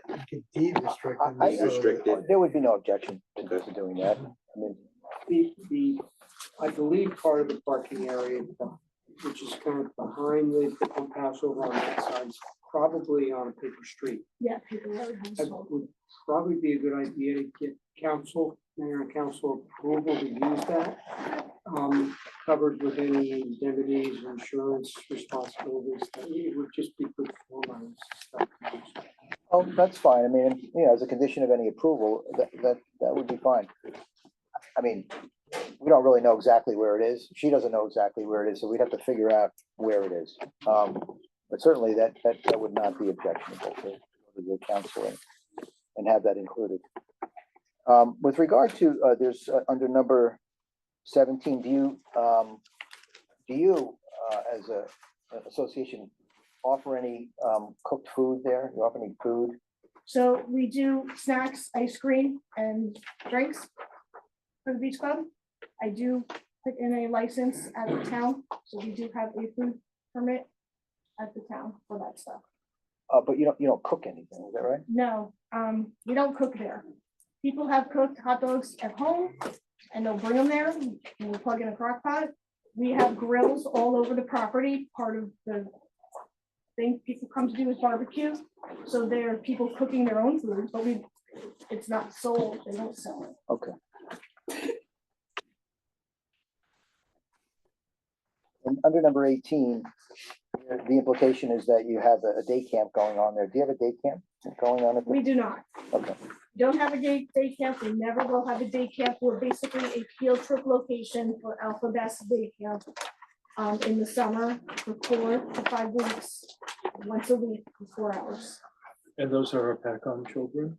It is a pack on children. It's called Alpha Best, and it's run out of the middle school in the summer. Right, I just want to make sure. My second question was for your membership. Is that also for the town of Apacon? Or Correct. do you have people beyond? When I think about other beach clubs, they're usually constrained by a geography. Is your constraint the town borders? So my constraints are Apacon residents must pay taxes to Apacon. Okay. So if you live in Stanhope and you pay your taxes to Byram, which I get a lot of people trying to join, they can join. And what I do is as part of it, their membership has to be approved. We actually will check the addresses. I have people we check to see where they're living and they have to also show us proof license. I just didn't know that. So it's just Apacon residents. And they show proof that they actually live there too.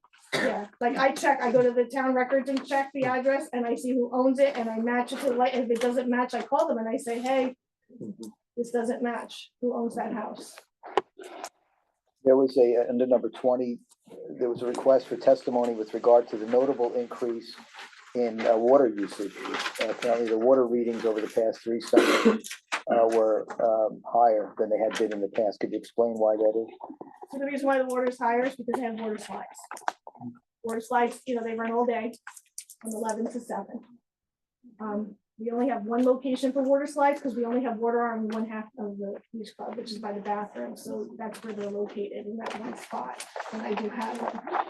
And that is why, because in previous, they never did that. Now, yes, there's more people going and there's more people going to the bathroom, but the amount of change is definitely for the water slides. Because if you watch and you look at my water bills, May and June, it's normal. July and August, which is the 2 months that I do water slides, it's when it's higher. And then when you go back to September, October, it's normal. I would imagine July and August is also high because that's when all the children are out of school and it's most Well, yeah, used, that right? too, but like I said, the water slides contribute to that. If I didn't do water slides at all, it'd probably be normal all season, a normal amount. Right? I think that's all the questions I have at this point of Ms. Sutton. I'd like to open it up to the board. If the board has questions of Ms. Sutton, or if the professionals have any questions of Ms. Sutton. I guess a question. First of all, anybody who gives free ice cones to the kids, it can't be bad. So you get extra credit for that one. I guess, there are things that are outlined here in terms of events, and I don't know if it's an issue of the events. I think you were here in a work session a few months back discussing these issues that would be coming up now. And I was thinking since then, to me, rather than talking about the transactions, if I recall the issues back then, was one of parking restricting neighbors was a topic that came up. And the second thing is just general noise abatement. And, you know, there are caps sometimes and things like that. And to me, at that time, it seemed reasonable.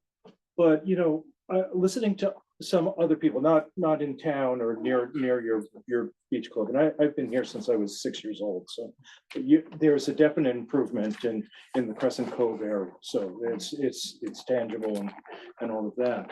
But, you know, you may have heard in the prior testimony of people, this issue about community benefit. I mean, you do offer all these programs for kids. You offer, I believe, below market rates for boat slips and other things that Make benefit. it affordable. Yeah, yes, affordable for the town. I guess the only person in the equation is the immediate neighbors, where it was explained to me, and I keep on thinking about it, where, you know, everybody likes to go to a party.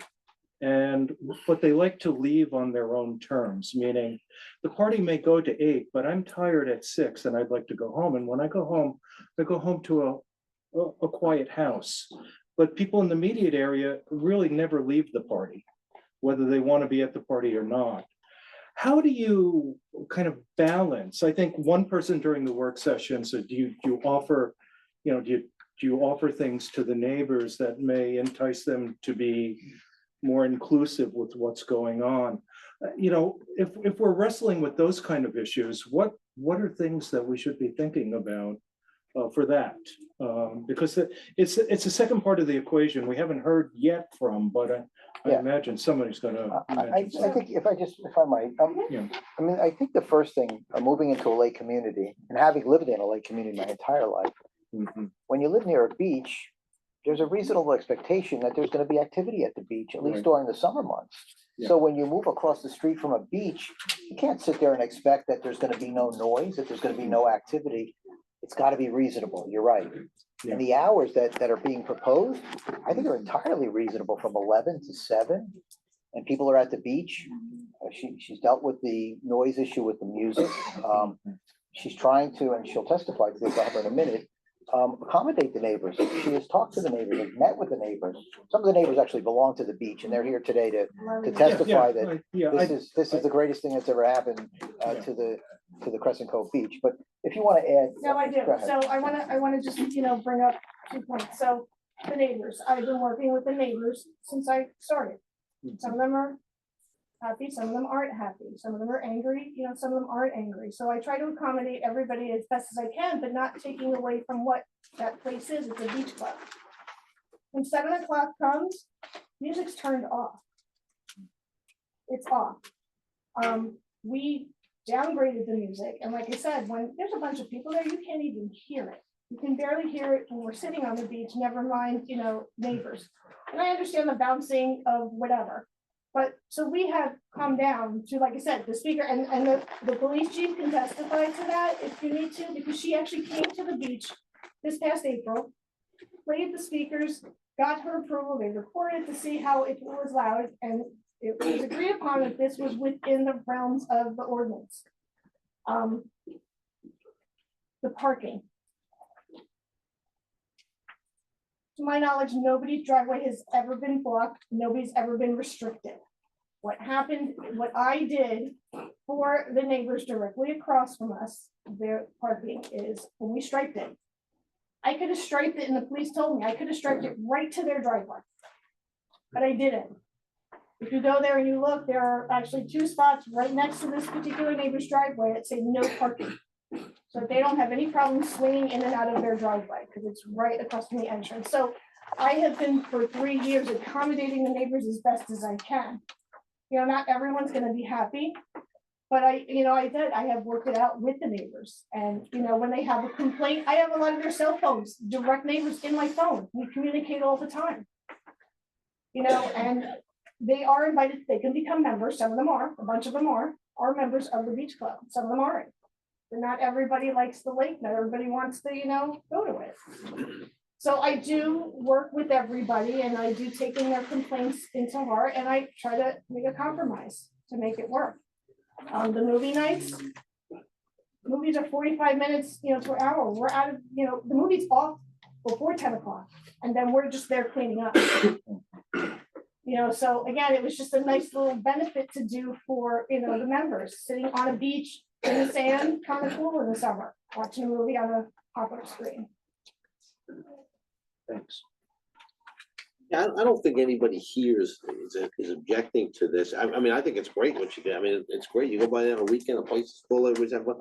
I think we just wanted to kind of get some guidelines as what is happening there, when it's happening. That's all. I Okay, mean, we just want to know what's going on. And she wants to do the Yeah. right thing. Yeah. She's fairly new to this job Yeah. and it's. I mean, a lot of my questions were answered, you know, going through that, Okay. my point. So Yeah, I mean, and, you know, she was cited, obviously some neighbors complained, Mr. Donegan did his job, he went out and wrote a ticket and, suggested that we come before the board.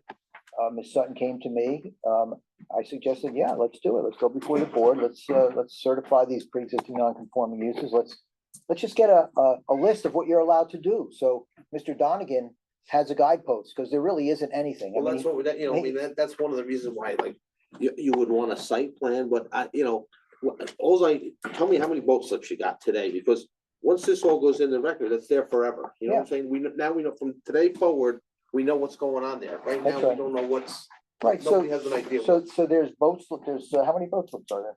So between the old boat slips, there's 21. Boat slips are 22. So in total, it's 43. Right, so Because there, there's two sections. right, the one section, there was an approval in, I think, 1989 for 21 slips. And there was already 22 on the. Yeah, the old boat slips, which we have a aerial photo that is dated before, it's predated before 1979, showing the old boat slips with their slips in it. I Bill, don't have any permits on those because that was way back. Bill, does that number kind of agree to what you got? Right in the forties, might have been 43 or something. Okay, like so we'll that. say There was a 43. Now we know. That's, Yeah. it's 43 boat slips. That's in the record. What's the That's number? what it It's in the is. resolution. 43. 43? Well, that's from memory, so don't, you know, but it's. Well, I think that's what she's saying, so we'll So use that's, that as our that's, number. that's what I have, that's what I've been using. Right. That's my numbers over the years. Why they're only open to members? Correct. You have to be a member, you have to live in the town. So I will say previous to me, they used to let anybody use those boat slips. I changed it. In 22, I made the rule that you have to be an Apache resident and you have, with your boat slip, you actually are a member. You get a family membership with your boat slip. But obviously, if you are a member, you get priority in getting a boat slip because I have a waiting list for boat slips. I think going back when there's no question, in the past couple of years, you have done a wonderful job mitigating the noise, parking issues. We're not denying that. However, I think there's just a few questions that were outstanding and you're addressing them obviously, and the place has been, in good hands in the past couple of years. So I have no doubt that, you're heading towards the right direction. However, we can't tell you to get to a point where when the kids get there, there's no fun zone. You can't have fun, you can't have music, you can't have none of that stuff, because then it won't be a club. Because I live down the beach club that's in Noisy and I enjoy it. That's part of the lure that I moved to back on 30 years ago. And if I want to stay.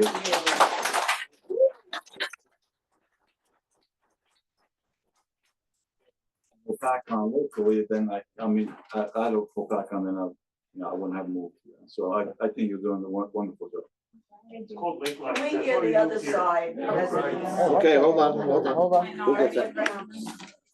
Okay, so I think we're all, listen, it's a positive thing for the community, everything that's going on, and we just wanted to get some, keep it in between the lanes, you know what I'm saying, Chris? I mean, we wanna know what's going on there, and a lot of the questions were answered tonight for me. So I don't know if any of the board members have any questions of Wendy. I think Mr. Bongiovanni. I have a couple things I think that maybe we could tighten up a little bit, just, in the addendum, you make mention item number 4, night events, from May through October, done by 10 PM. Yeah, I think they specified what those night events are. It's open-ended. It's right? movie night. It's movie night. Yeah, So she said- that's how we would couch this. It's movie Okay. night, not other events, movie night. All right, good. And then I think the other things, the live music and the DJ music, you know, you identify the holidays you'd like to do that on, and then you go on to say any other dates that the zoning officer approves. I think that's a little difficult. That's too open-ended. Yeah, so I think, and puts a little too much pressure on that zoning officer, so. Put too much pressure because you're gonna be calling me. I mean, you said you might have a live band on Memorial Day and July 4th. That's what you're I would agreeing like to to? do it just those Okay, so two that's the 2 holidays. days. I mean, it's- Tom, Yeah, it's, you And know, also to just, keep in mind, the one thing that I've learned, there's a decibel measurement. And I've actually spoken to people about that we can have that measured with the band and with the DJ to make sure that the decibel noise is within whatever the law is for Right. that in our town. I So think we our would planner might have, obviously do do that. you have any questions? Joe? Just bit of context recommendation, I guess, to the board as we discuss this. Our attorney started the night with discussing the opportunity for requesting the certification of the non-conforming use, right? And then also in the alternative, the request for variance on the use.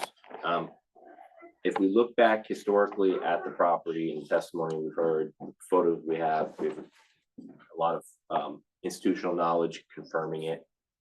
There is a use there that predates our zoning code. Then there's a period of dormancy, period of what I call underutilization of the property, and then a rejuvenation of the property.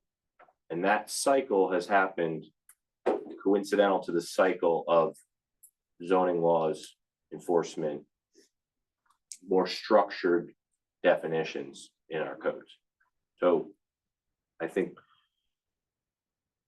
in an abundance of caution, it would be better to address both tonight and the opportunity for the variance, because what we've seen in the last 2 to 3 years is a steady programming, a decisive action to define themselves as an entity and to try to operate with guidance and rules. And that would be essentially part of what we're discussing tonight, right? The operating schedules, what activities would occur.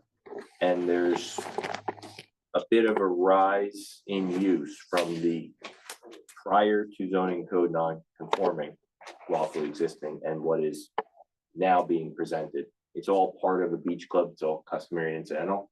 But I think by defining it the way that they have tonight in their testimony, there is a little bit more narrowly banded into what other things may exist in 20 years that they would then seek additional approvals to increase their program.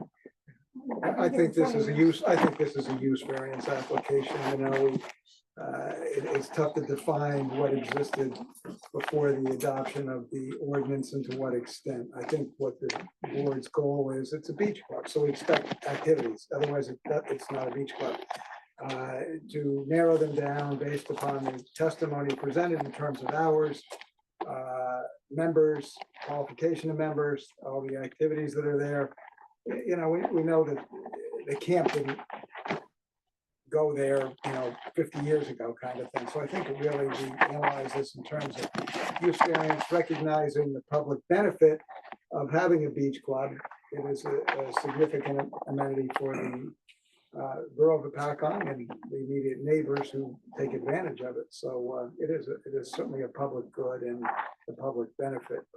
But we just have to make sure that we define it and control it. In modern terms, right? I need a clarifying question though. Is there a correlation between members and parking? Like, is there a capacity that needs to be enforced, or can there just be 2,000 members?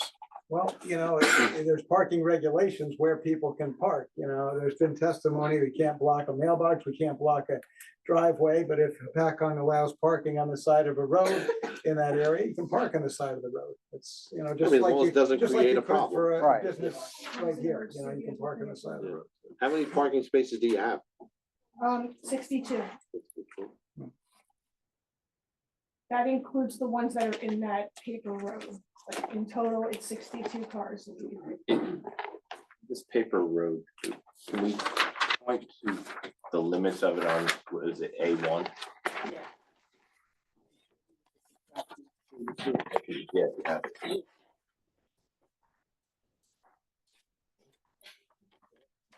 Is it essentially the aisles, the parking? It's the back behind our pump house. To the rear, the back row. Right, okay. This, yeah, there's like a white truck right there. Okay. So it's a properly, What's this here? properly accepted street of Cove and Yeah, what's that? Crescent and Hudson. I mean, it's not Right. it's not a travel road. No. It's just that you can see the main road as well. That just happens to be a paper street that goes through the parking lot. We should get the applicant to work with the municipality to Yeah. make sure that the municipality has this, that. Yeah. That's good. Your indemnities, right, and or if it's an opportunity to vacate. They go vacated. No, it's the back part of the park, behind the pump house. All right, well, I know Mr. there Don, is you a can get- well you house can get on the- that, you can get the right on back. that road, right, John? That's pretty It's a close to separate that. lot. Yeah, It is a separate lot. that well house is its own separate, okay. It's that thing right at the back. Yeah. Yeah. of the parking lot. Okay. I mean, I don't really have any further question. I mean, I like what's going on there. It's great for the, you know, I mean, obviously, you're not gonna please everybody. So you are gonna have some disgruntled neighbors or whatever, so No, it's gonna happen, you know what I'm saying? no, it's just- imperative that we have Yeah. rules. She wants to know what she can do and Yeah. not do, and not get cited. Yeah. So it's important that we have it, and I agree with the planner that it needs to be, we need to create context, and we certainly need to make it appropriate for the time that we're in.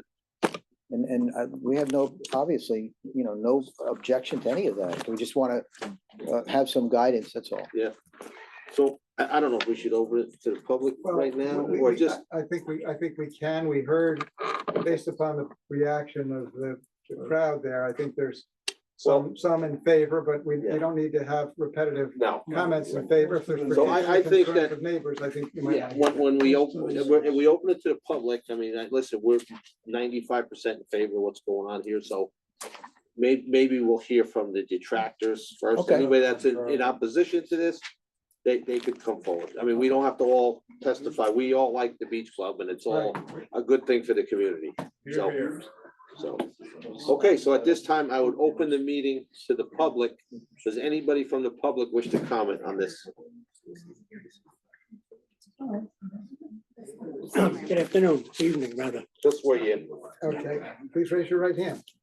Do you swear the testimony you're about to give will be the truth, the whole truth, and nothing but the truth? Yes, I do. And your name, sir? John Sheridan. Okay. Excuse me. There's no question that what's happened the last couple of years has been a benefit to a PatCon. Not gonna, not even a question about that. However, I live at, and my wife, we live at 8 Crescent Road, right across the street from the club.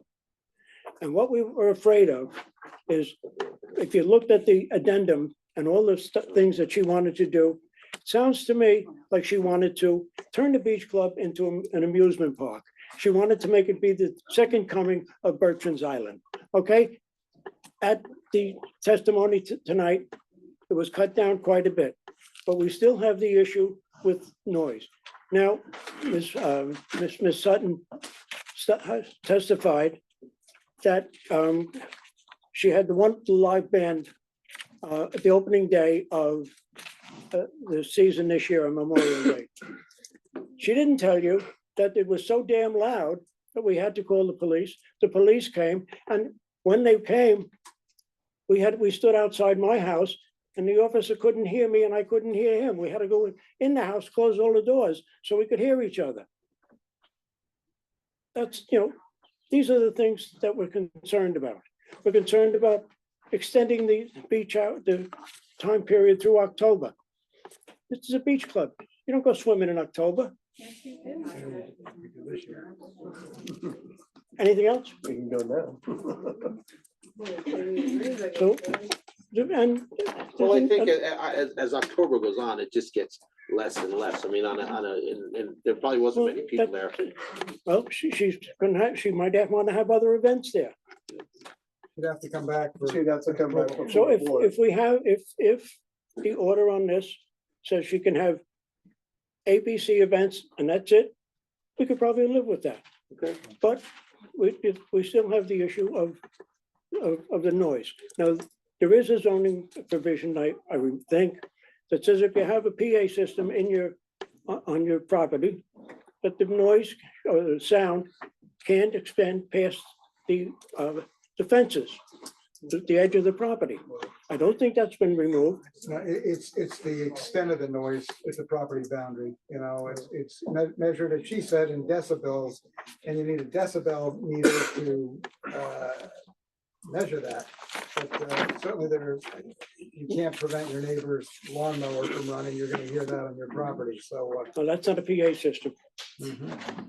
And in theory, we have no problem with movie nights, or at least we don't. But one thing is sometimes families bring their children to the movie night, and the kids don't want to watch the movie, so they go out and play. And kids, you know, do what they do, make noise. So from 9 o'clock to 10 o'clock, we have the kids play out playing. That's just one other thing. Another thing was pointed out was the reason that the one thing that was pointed out was the great increase in the amount of people that are members. Now, as far as I know, I mean, I've been a member for 35 years. Up until 2022, anybody, you had to be a resident of Hatgong Hills to be a member. That's why they only had 60 members then. So remember, the beach club is a non-conforming use. So they have a burden to show what they want to do to extend it. And the one last thing I want to bring up is you mentioned inclusivity. Well, inclusivity is very important. I have been a member of the beach club for 35 years. And you know what?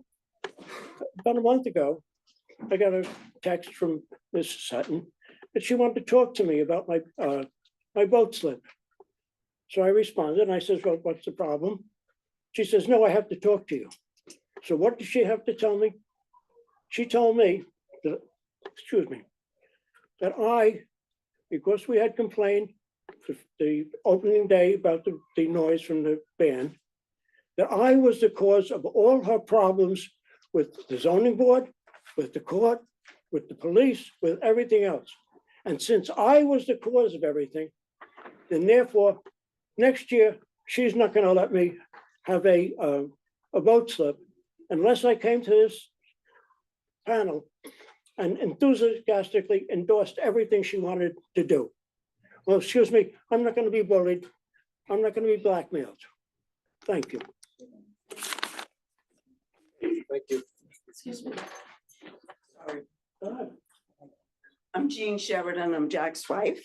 Please raise your right hand. Do you swear the testimony you're about to give will be the truth, the whole truth, and nothing but the truth? I do. Okay. I have from the beginning told Wendy that she's doing a great job. And I still agree that she has. It's just the two concerns were noise, but this year was great. 2024 was great. A neighbor, Nancy, reported to the police chief each Monday if we were satisfied with the noise. We were. It was perfect. She tries to comply, except she pushes a little bit. They've been closing at 10, or 8. At 7 o'clock, I'd kind of like to relax in the summer, clean up the dishes and stuff.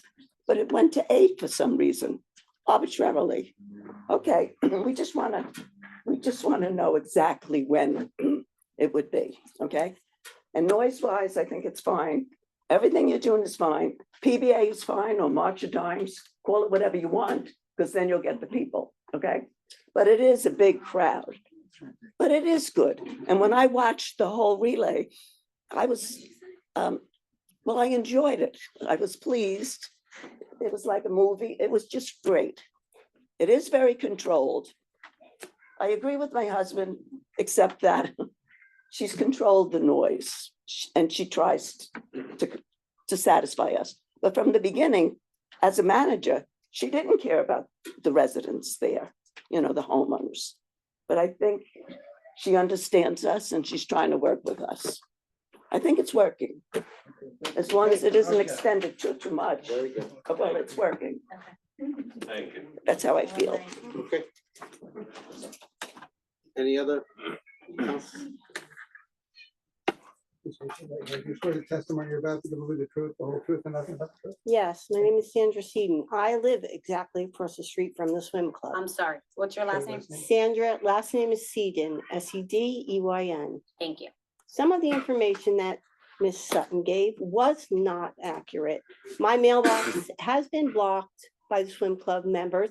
My driveway, I took pictures of it when Mayor Francis was in power and sent them to him, showing that my driveway was blocked by cars and I could not get out.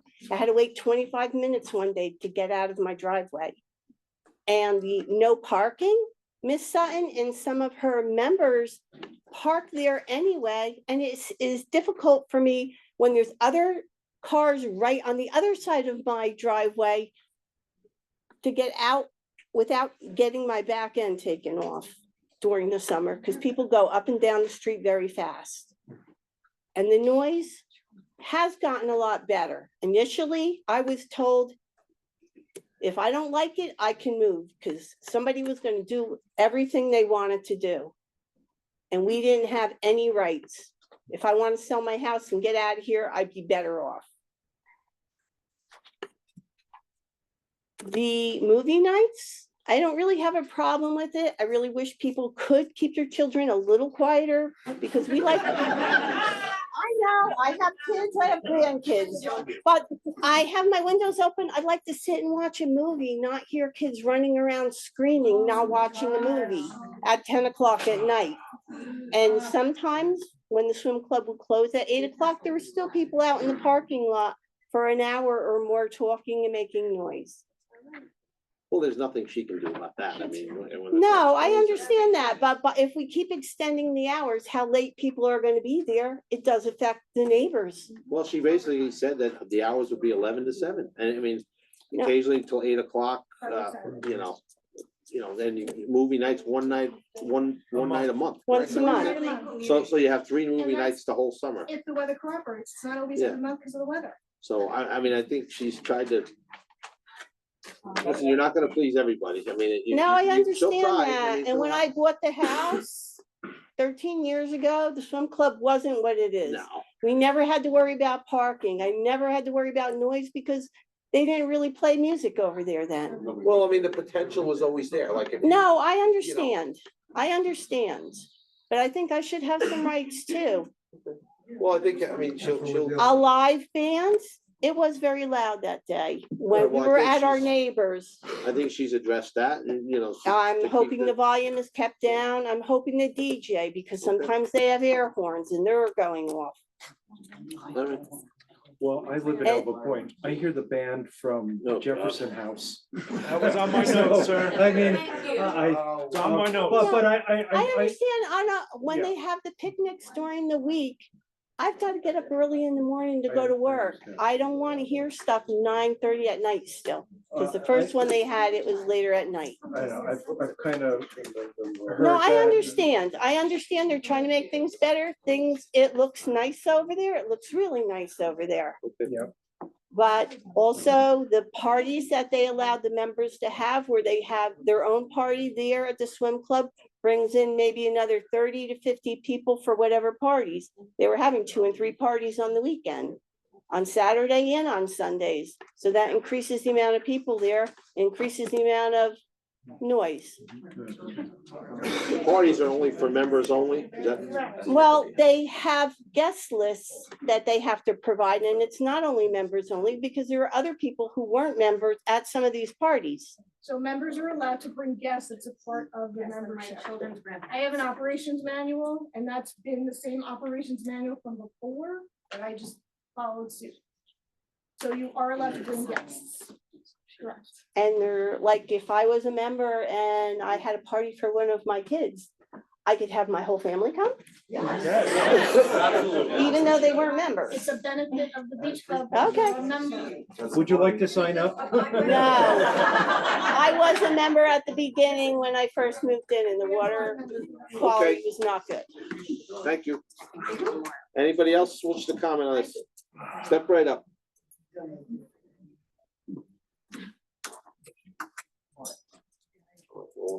You're not gonna be your 12 minutes tonight. Clobber tonight. Hello, everybody. I'm Denise Chung. I live Raise your in, right hand. You just, Do you swear the testimony you're about to give will be the whole truth and nothing but the truth? yes, sir. And you're spelling your last name. Cheung. That's my last name, first name Denise. I live in 337 Hudson Ave, which is at the other side of the club.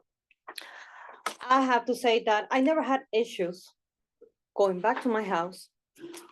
And I want to personally invite you guys as my guests to any of the events that are at the club, so you guys can see all the amazing job that they're doing, how the noise is. I would like to invite you, lady, to the club. No, thank you. So you can see how the club is. That's all I have to say. Okay, thank you. Thank you. All right, we understand. I'll say one quick. Hold on. No, hold on, because it's Yeah. almost 20 minutes to 10. We've been here. If you're in support, we do not have to hear from supporters. We do not have to hear from No, supporters. I just want control, because it went to 8 o'clock and 10. I just want control. Okay, because we love everything that she's doing, but no control. Okay, are there any other members of the public that wish to comment on the beach club? If you're positive, we don't have to. Is it, does it have to be concerned though, or can it just be something to close it all? That's, Just to yeah, end that's this, what I was wrap just. it up? Can we just do this all in favor? Just raise your hand. Thank you. Thank you, Mr. Colabello. That takes care of it. Amy, did you want to keep it up with the count? no, it's. I don't think I can count that high. All right, so I'm gonna close it. I'm gonna close the meeting to the public, bring it back to the board, and we'll wait for, wait for a motion. And it's gonna be a use variance. I'll make a motion. I'll second. All right, with all the things we discussed. Chris, All the right? representations that we All right, made. so you'll put it all in a resolution I will and, do that. all right? All right. Expect that by tomorrow. No, I'm just joking. Come on.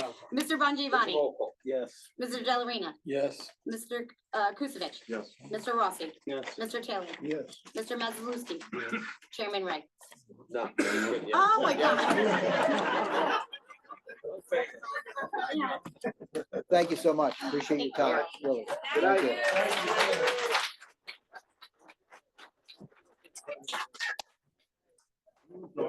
Hey, Bill, can I just go a 5-minute break? 5-minute break.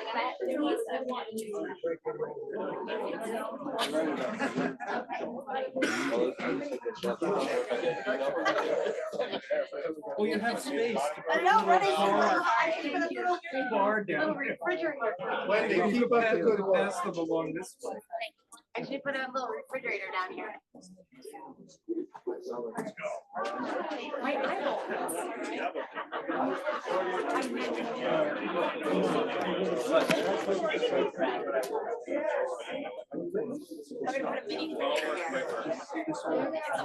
That's your bedtime. It's in bed, she's in bed like 8 o'clock. My wife goes, I'll see you in about an hour. Oh, my husband's like, I'm like, make dinner, go to bed, I'll see you later, like, what's it telling you? I was trying to hope to grab a slice of pizza Yeah, for no, dinner you got before nothing. this thing Nothing. ends. Like, Didn't even eat dinner yet. DoorDash.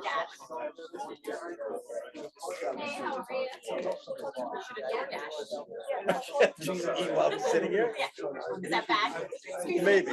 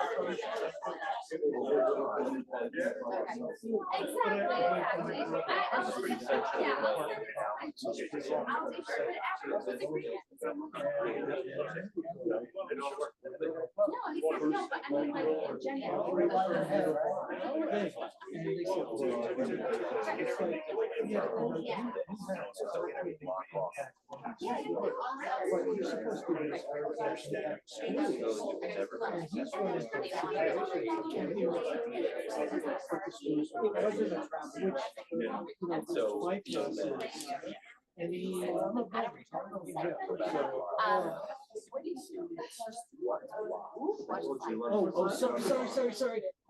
I thought it was gonna hit your head. It's a new chair. I'm not familiar with it. Anthony.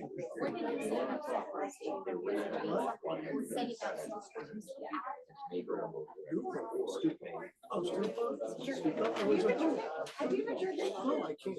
So it's the first. Yeah, but he said something else. was What did Haggerty say about Stupart's application after they got approved? It wasn't about the. I don't know, he said some other word that I have no idea what it's about, and I'm like, oh shit, do I? No, did they have to go before the judge in and the court case? They have to be. These are thousands of photos. I don't think. No, they're not gonna get that. Did you, where'd you I go? would get on a bus up in the corner, and I would take a ride to the Crescent Cove Beach, otherwise known as the Mud Hole. But you know, I was in another meeting where. I know. 3 minutes, all right.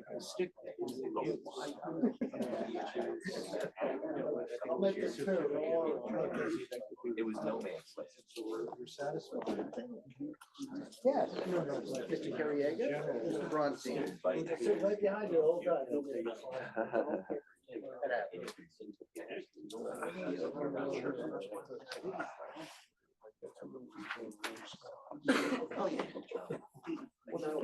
I don't like this.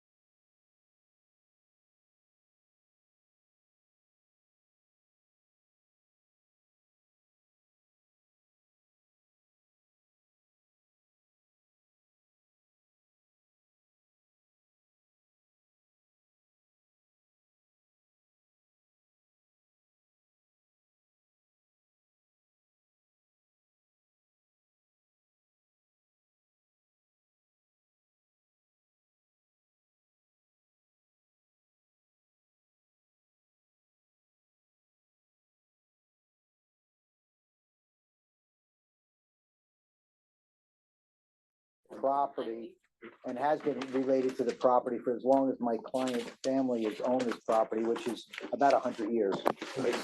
So it's a very basic application, and I'm going to ask Mr. Carriega to testify. If we could have him sworn, he'll describe the project, he'll describe the variances, and we'll get right into the details.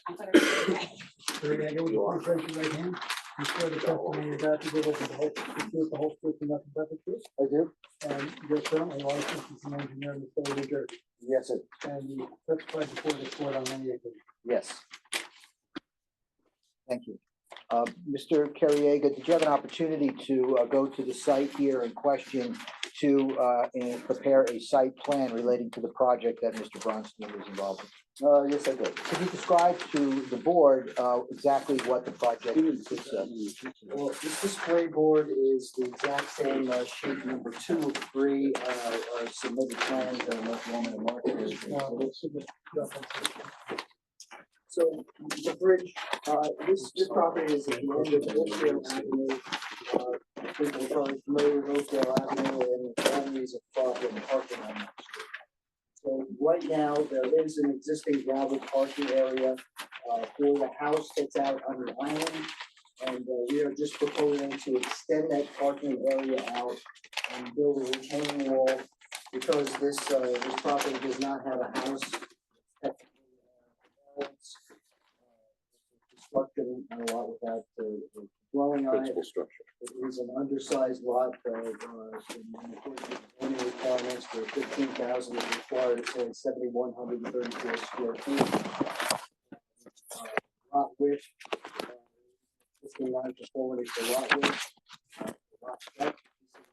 We are just proposing this retaining wall, which is closer than 5 feet to the property line to ordinance requirements.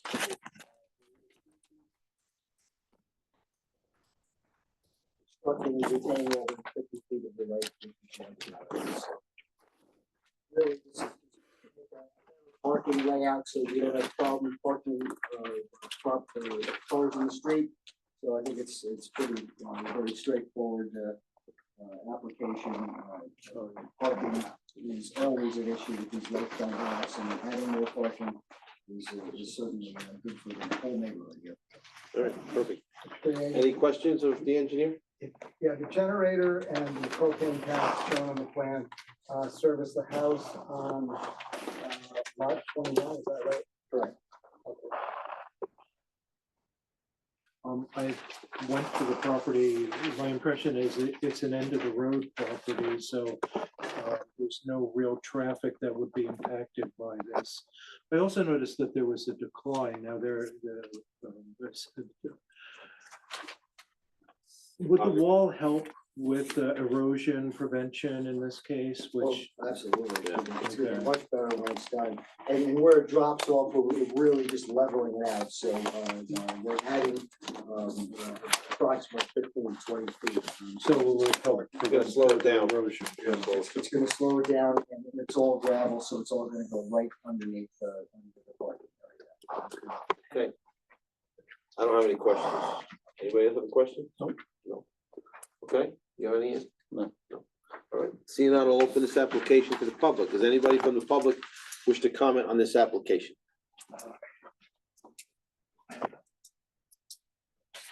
Good evening. Please raise your right hand. I do swear the testimony you're about to give will be the truth, the whole truth, and nothing but the truth. I do. And your name, sir? Robert Morse, MOR. MOSS.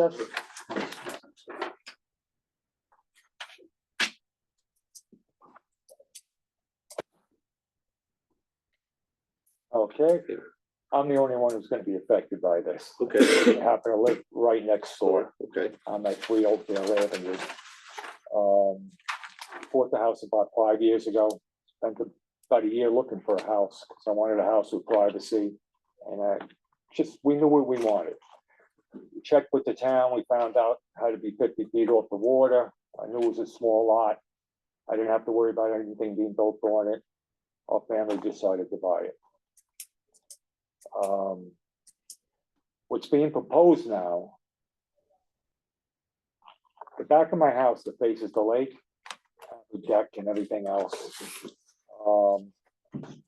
This is a picture of what it, when I bought the house, what it looked like. Just, I'm not as prepared as everybody else. This is my first meeting We're ever gonna like make that this. 001. When was the photograph taken?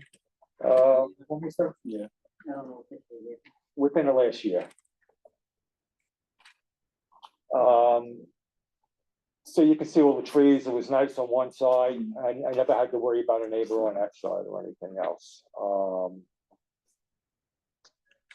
About 8 months ago, I came to the house and most of the trees that you see in those pictures were taken down. And they started to do construction, grading for this extended parking lot.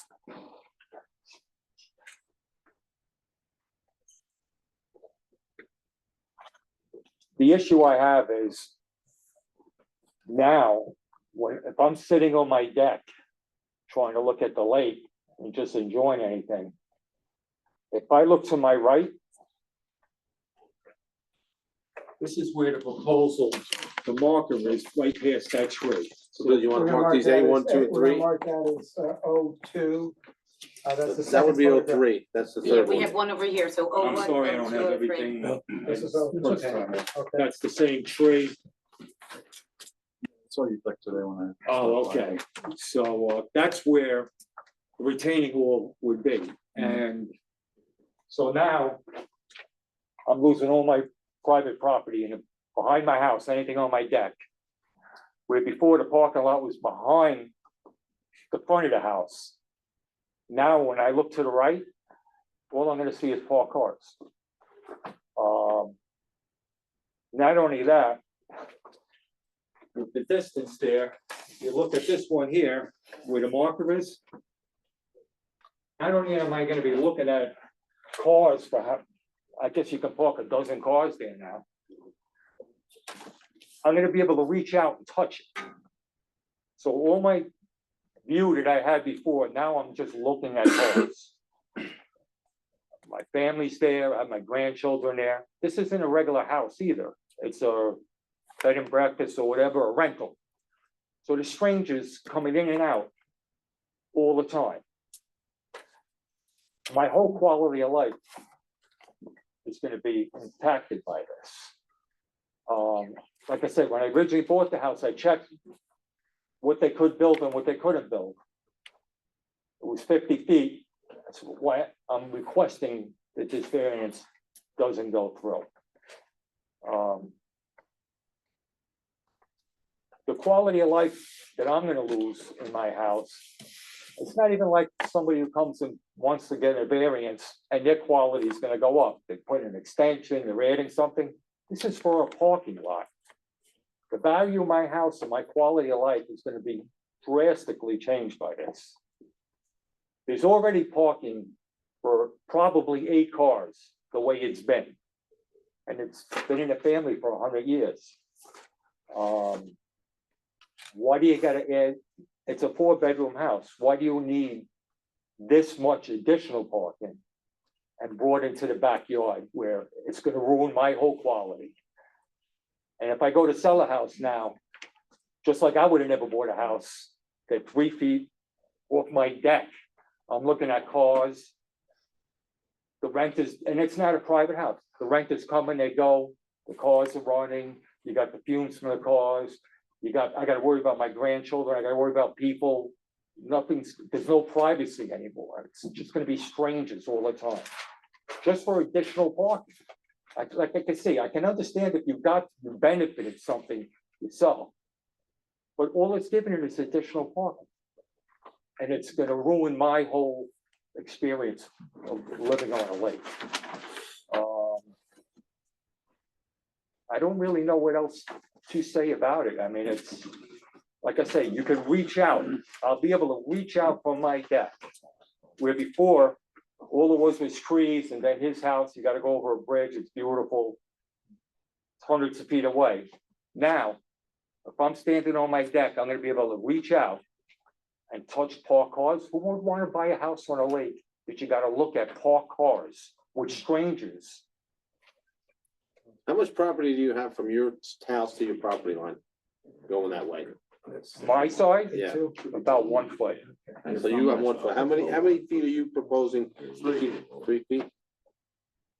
I mean, I would ask a little more, but I don't think it's gonna make a difference, you know what I'm saying? I mean, it really. And the other way is the 50 feet. Like I said, now that he's coming, the parking lot the way it is now, he's extending it forward towards the back of the house, which is towards the water side. Now you're in my view. Before there was no issue. I've lived there for 5 years because the parking stopped behind. Bob, if you stop by there, it's pretty much this whole thing is the parking already as is. Yeah. It is. Right now. So they're actually like just expanding even further. Is it to a house? So if I understand, there's actually 2 points being raised. That the green space that was previously there is now gone. You just see nothing, parking, the trees. I'm gonna green see space. cars. Right, green space. If a sufficient mature tree, green space was put in, does that address an issue that you would have looking to your, one of the issues, looking to your right, that you used to have green space and now you have nothing. So if that was returned, would that alleviate? I don't believe so, because now you still have all the cars there. Right, the second issue is that the benefit is not going directly to the homeowner, but to people who are using an Airbnb service. So we So- can't really take that. No, I'm You just. know what I'm saying? We yeah, just- Oh, okay, yeah, know, I'm just okay. trying to understand the strangers are question. like- Well, I get it, but I mean, the people can come and say, listen, we're gonna use our house as our house, and we're gonna be the ones that use it. We can't make that. Is there a distinction Distinction. between a residence? I don't know, and Yeah. again, I'm sorry, I'm the newest guy. Jeff, let me ask you this, how far is that wall past his house? Is it- Well, first of all, we're just talking with the client, and it's really not gonna be that big of a deal for us to slide that. Back a little? If we can go 5 feet, that eliminates our variance request for that. So it seems to be a relatively easy thing just to bring this over 2 feet over here. To eliminate that variance request. I do take exception to his comments about how many cars can fit on this property, how many parking spaces. This is really extending this out. It's a legitimate 4 car space stacked right now, where maximum 6 is all that you can really get on there. And still be able to open car doors. Okay, so on it's that not point, 12 for or you, 10. if it wasn't 12 and it was closer to 6 and it was back 5 feet, I'm so sorry, just so I understand, the one issue's to the right, mhm. and then the other issue is moving forward Closer to the lake. to the lake, yes, Which they because said- where I used to never see the cars, Yeah. because they were behind me, so I didn't have to, when people I came. get it, I get what you're talking about, but a view is not, your view is your view. I mean, the panoramic view, if your neighbor decides to cut down trees, there's really nothing you can do about it. You know what I'm saying? But there should be about the fact of putting a parking lot and extending it there. When you bought the house, there was a there's rules with the waterfront of what was supposed to be built. How tall is the wall? 3 feet is the maximum? The wall is 6.5 feet. Oh, 6.5? It's gonna be a Oh, big wall. in the opposite corner away So it's from your basically house, 6.5 yes, feet. Okay. His house is over here. But it's 3 on his side. It's only 3 feet. So what, but I'm looking at cars, where I didn't, the parking lots, because now you're letting within the 50 Yeah. feet. I'm sitting there with my family and I'm looking at cars with strangers every day coming I back and forth. completely understand, but many times people come before this board and the people want to put a second floor addition on their lakefront house, and the people next door say, well, I used to have a beautiful view down the lake. I Well, got you. you don't own the view. That's I mean, I think that's the problem here, is it not, John? I mean, I don't know. You don't own the view. Your view is out. I mean, the panoramic, we've had that. I've been on this board over 25 years, and that. And I that can has come up understand many- that. I can understand your. I can understand if there was something being built there that you're gonna utilize. Mr. Kiriaga, how many spaces, I may have misunderstood it. They're there presently, are there 4 spaces now? There's essentially, right now, you have an existing gravel area. Right. There's enough room to stack 4 cars. Back to one back. back to back on this, right? Okay, that's what I thought. And the addition, if you move the wall in a couple of feet, what will that give you, the total capacity? 6. But it's really not, it's 6 that's very inconvenient, where it's still only gonna be 4 where everybody can leave. at the I'll same go there right now and park 8 cars in that lot, Okay. right now. Well, that, in accordance with Can you town's do that? requirements, you can't, okay? So Well- I deal with town requirements. Well, we could restrict how many cars they could park in a property also, so that's an option. Mr. Kiriaga, if you move the wall back 2 feet, you have 5 feet, can you put some arbor? Yeah, put some screening in there or something. I mean, How about some little giants? yeah, something like that. Something Would- without, would- I mean, Would he the be plants. willing to put some little giants in? Well, we're gonna be blocking view more, the more buffer we put in, But the less. You're not looking at I don't cars. wanna look at strangers. You can't We have it can all. put arborvitae. Can you put a 6-foot wooden fence along the whole wall that I don't have to see strangers when they're pulling up. Yes. It's bad enough that I can hear them, but at least I won't have to visualize, and worry about my grandchildren or my family members there when strangers are Okay, coming. so on his side of the, running along his side of that, the construction, you could put a 6 foot high stockade fence, something that. And the front part, please, because that faces right, Yes. they can see it. So you won't be able to see. From the right of way Yeah, to the extent of. So it's gonna go along the parking It'll area, go up along, to along there, the parking area, right to up the to there, up to there. We'll bring it along Along further the back parking area. onto the ground. All right. Specific mitigation of the use variance. Yes. I mean, I prefer if they didn't go back as far. If it's 14 feet they're asking for now, or whatever it is. Keep it there. I'm sorry? Just keep it at 14 feet. No, what I'm saying is with the pictures I showed you, even if you stayed, say went 9 feet forward, I left 5 feet, so at least it's a little behind my view if I'm sitting there. It's a little back. So you don't want it to go the full length, you want it to be just so you don't see the cars. Yes, like to the, in line with my house, not past my Or house. what, in line with your deck, you mean? Not lining up with the deck. No? No, my deck is here. This tree. No, just a view, just a view. So Careful what we commit to. Yeah, so we can go, if we can go back from the 14 feet, say to 9 feet, and put that fence up, I'd be extremely happy. Can you show me this right on here, what you're talking about? I'm talking about this. So you're talking about like This is my house here.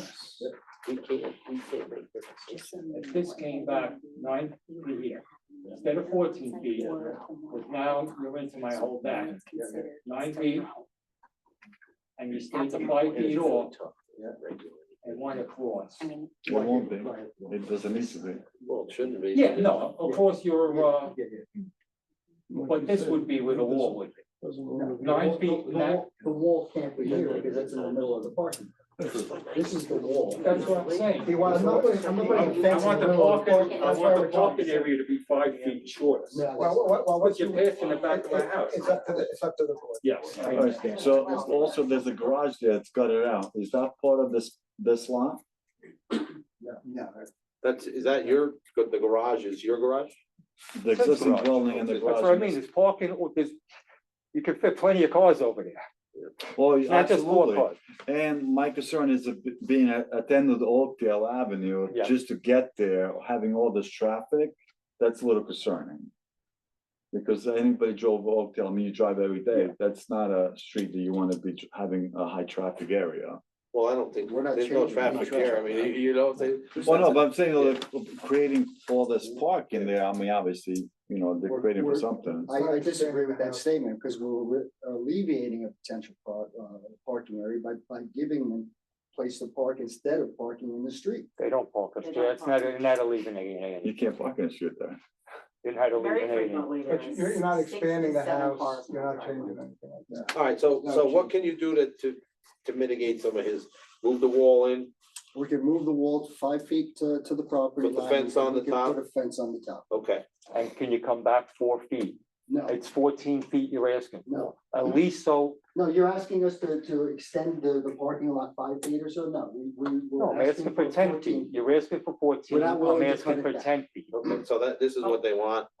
This is what they're at the board asking for. I mean, they've made some concessions already, so I don't know. I mean, We should deed restrict this lot to your house lot because, they shouldn't function That's independently. not an issue. Okay.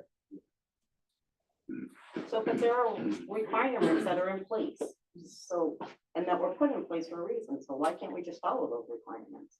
That it has to be 50 feet off the water and 5 feet off of us. That's why. that's why he's here. that's why He's we're asking bored.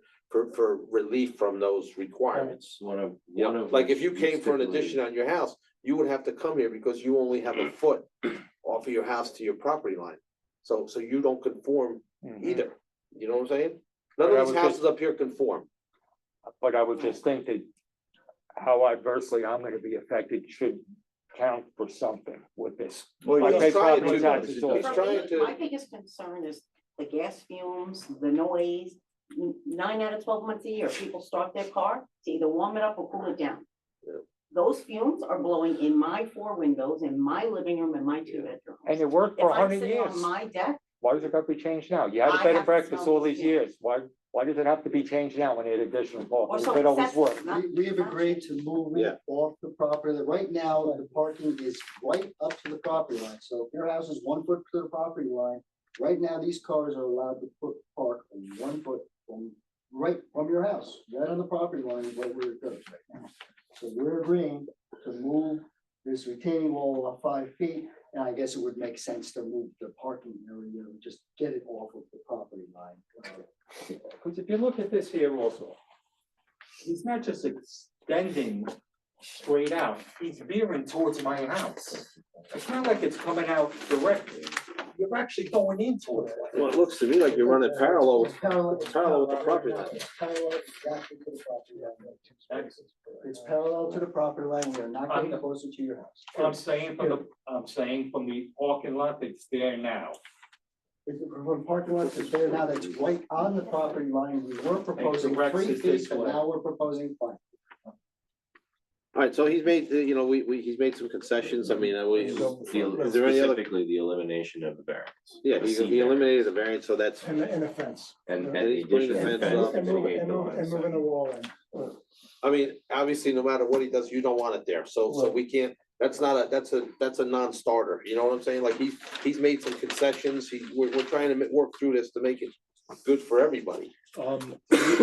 The issue Just a about parking lot. 6, I get it, it's a plan, but he has Ruins every my right to whole come here and ask for quality that. of living there. but the issue of 6 spots, is that something that can be set? Yeah, Steve? six spot max, so can we put that in there? That you would park 6 spots in that? Because that's what you've said. Yes. 6. Yeah, okay. Now, Is there a regulation for what constitutes 6 spots? Well, it's a spot is what, I don't know, correct me if I'm wrong, 10 by 20? 10 by 20. You know, so 10 by 20 for each car. So there'll be 6 of them in total. So it could be, That's it could maximum. be 60 feet deep and 20 feet wide. towed at Total. owner's expense, right? Of course, this is 32 feet wide in the front. already allowed for that. It does have to be bigger than that to allow for access. Yeah, in and out, you gotta walk behind the car, so. Emergency services, I would imagine. would need. It's really- So, I mean- six cars, fence. Moved it in 5 feet. Move back 5 feet. Sometimes the best solution is where everybody walks away dissatisfied. No, I understand. Yeah. Listen, I told my neighbor before we even got here, when I seen him up front, listen, this is nothing personal. You know, when we leave here, whichever way it goes, it goes. I probably should take it personal because you're ruining my lot for my whole house for a couple of additional parking spots. Or instead of going towards here, put the parking lot this way. Can't, too close to the lake, 25 It's too foot. close to the lake 20, no, here. it isn't, 25 foot like area buffer. I'm gonna be on 25 foot pegged right here. I can't move it. What are you from here to here? More than 25 feet. Oh, you're more 32 than 50 feet? Then 32 you're supposed- feet. Okay, then it's supposed to be 50 for off the water, right? This board cannot approve 25 foot, anything closer than 25 just- foot. right there. You understand? Okay, so you agreed to those changes that we Yes. discussed, okay. Yes. Any further comments? No. Anybody else? Anybody else from the public wish to comment on this application? Step right up. Thank you very much.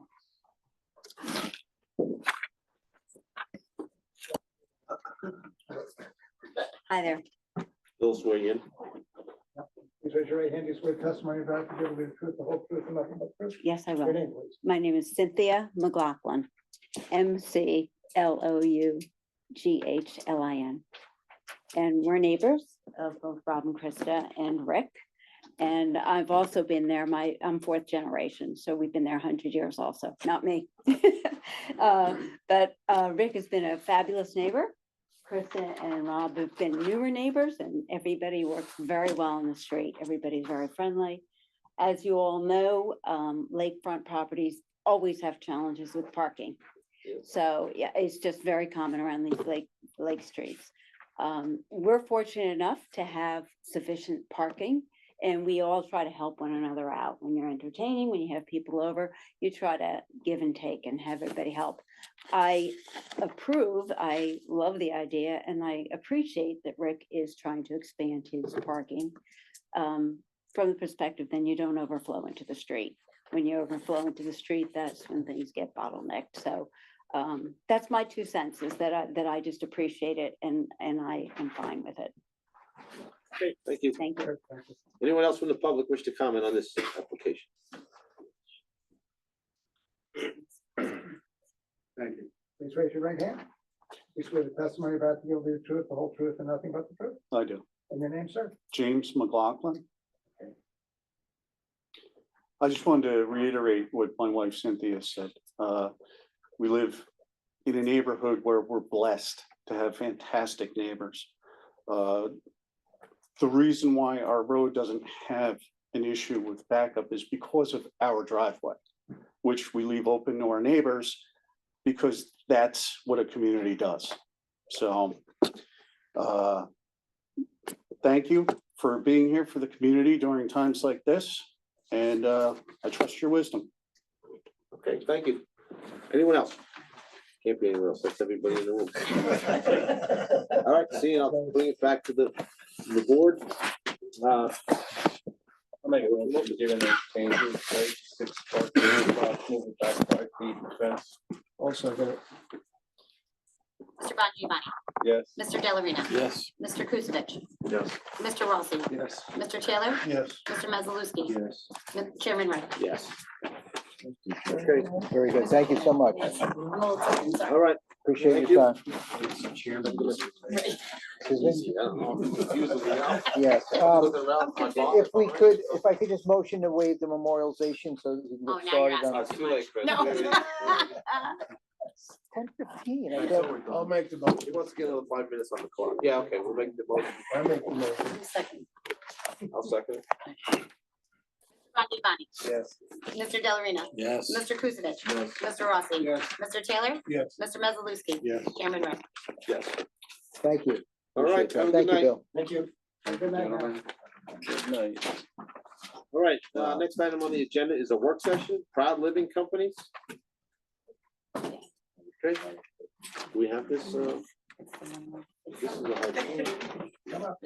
I'm coming up. Okay, we don't swear you in because this is an informal presentation, so we don't take testimony under oath. It's just a free exchange, so the board's not locked into what the board says. We're not- Understood and agreed and appreciated. All of the above. Okay, go ahead. Okay, cool. Thank you. Good evening. My name is Judy Knapp. I'm here on behalf of Proud Living Companies. We are a residential developer throughout the state of New Jersey. We're currently negotiating a contract for the property on the very technically accurate sketch that I provided with my application. Appreciate the ability to just come in on an informal basis. Obviously, this is a property that we're looking to purchase for the purpose of multifamily residential. But appreciate any feedback because obviously we don't want to enter into a contract if the proposed use that we think would be fantastic for this site is not in line with what the borough contemplates here. So the sketch that I did provide, it's Got this, block. John? One second. I'm sorry. Yeah, we're looking at it. No, go ahead, I'm sorry. Yeah, again, apologize for the rudimentary nature of it. It's just, you know, there's not a need to No, spend a lot of spend a money lot of on a plan if we're not gonna pursue the purchase, so appreciate your flexibility. So it's block 10601, lots 10, 11, and 14, so it's on the corner of Lakeside Boulevard. The site, I believe, today is split zone between the B2 zone and the R2 zone. Neither of which permits multifamily residential, which is why I'm here. So I do understand that that would be a use variance. I do understand from our very brief meeting with Mr. Donegan, maybe 3 months ago, that there was an overlay zone that was implemented elsewhere in the town that does allow multifamily residential. Not sure if that's a possibility here or if there's any other way that the borough would be interested or able to accommodate this use, and looking for any feedback you guys have. I think you should really do your due diligence.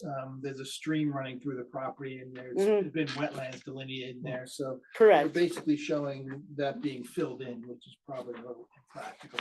So from what I saw on the DEP, GeoWeb mapper, the wetlands is here. It actually just got cut off. So I did assume a 50-foot buffer off of the edge of that. Obviously, it would have to be delineated and mapped. And depending on the quality of the wetlands, it could even potentially be more than 50 feet, and the plan would be adjusted according to that, of course. Again, right, I know the property well, and, there's what you're proposing likely is not gonna pass with the DEP. So, I think the usable lot area is grossly different than what you're showing there. So I think what you're proposing is a little impractical until you delineate the wetlands and fill it and just vent out, what DEP will permit. I think it's just too hypothetical, frankly. I mean, to me, I don't know, it looks like both buildings are in the wetlands, like Oh, built yeah, in the I think, wetlands. We had, I forget, who was the property owner that's right next door? It used to be in town. Yeah, well, the lighting guy. the state lighting guy, remember Because that? when he did his property, he actually delineated a portion of that, and it covers that. Most of that wooded area is wetlands. So and it may be 50 feet. I don't know.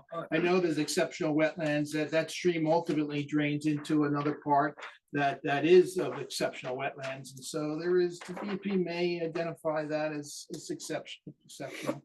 I know in Mariners Point, they developed, and that was actually exceptional wetlands. So I just think this is just so hypothetical without doing the due diligence with the DEP. I mean, it's 145 dwelling units. I mean, what was Mariners Point? That was acres and it was only what, 35 units? Yeah.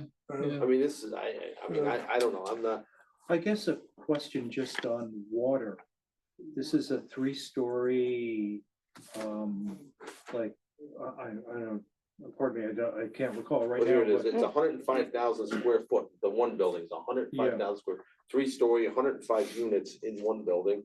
And the other building they're proposing is 45,000 square feet with 45 units in it. Would the water service be? Well, that's another. I mean, just, Yeah, I'm so we'll talking get about to drinking apply. water, drinking pressure and. They're gonna fire have to do fire flow hydrants and- calculations and such, and they may have to loop it, because our system isn't looped right there. It's all dead ends, and it's just like 6-inch pipes that goes to this, so that they would have to look, that's part of their. due There's a lot of diligence. hurdles there. I mean, that Plus- property is. Plus we're struggling with our wells right now. We have 3 of them that have been taken offline, so, we really don't have. We a use lot of wells rather capacity. than reservoirs. Understood. yeah. Yeah, so we have limitations with our water system. Sewer, I haven't looked at our gallonage lately. I just have to look at that. But, I guess to me, with the sewer, it was never contemplated to go beyond what was originally Already designed, built. already built, so we don't have a lot of capacity left. Is it correct, well, when I was looking, it's really kind of like this multidimensional problem of coordinating state requirements, county requirements, is that a county road? Yes, absolutely. I know Quick Check built what, 30 parking spots, and they had They would to. have to meet the residential site improvement standards. I mean, this is saying 242 parking spaces. I mean.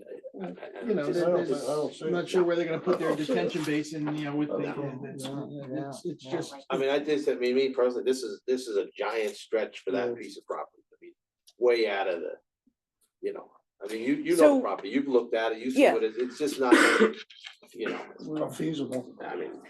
I mean, if we scaled it back, so really the biggest question in my mind is the use, right? Because it's a use variance, it's not a permitted use that's contemplated by zoning.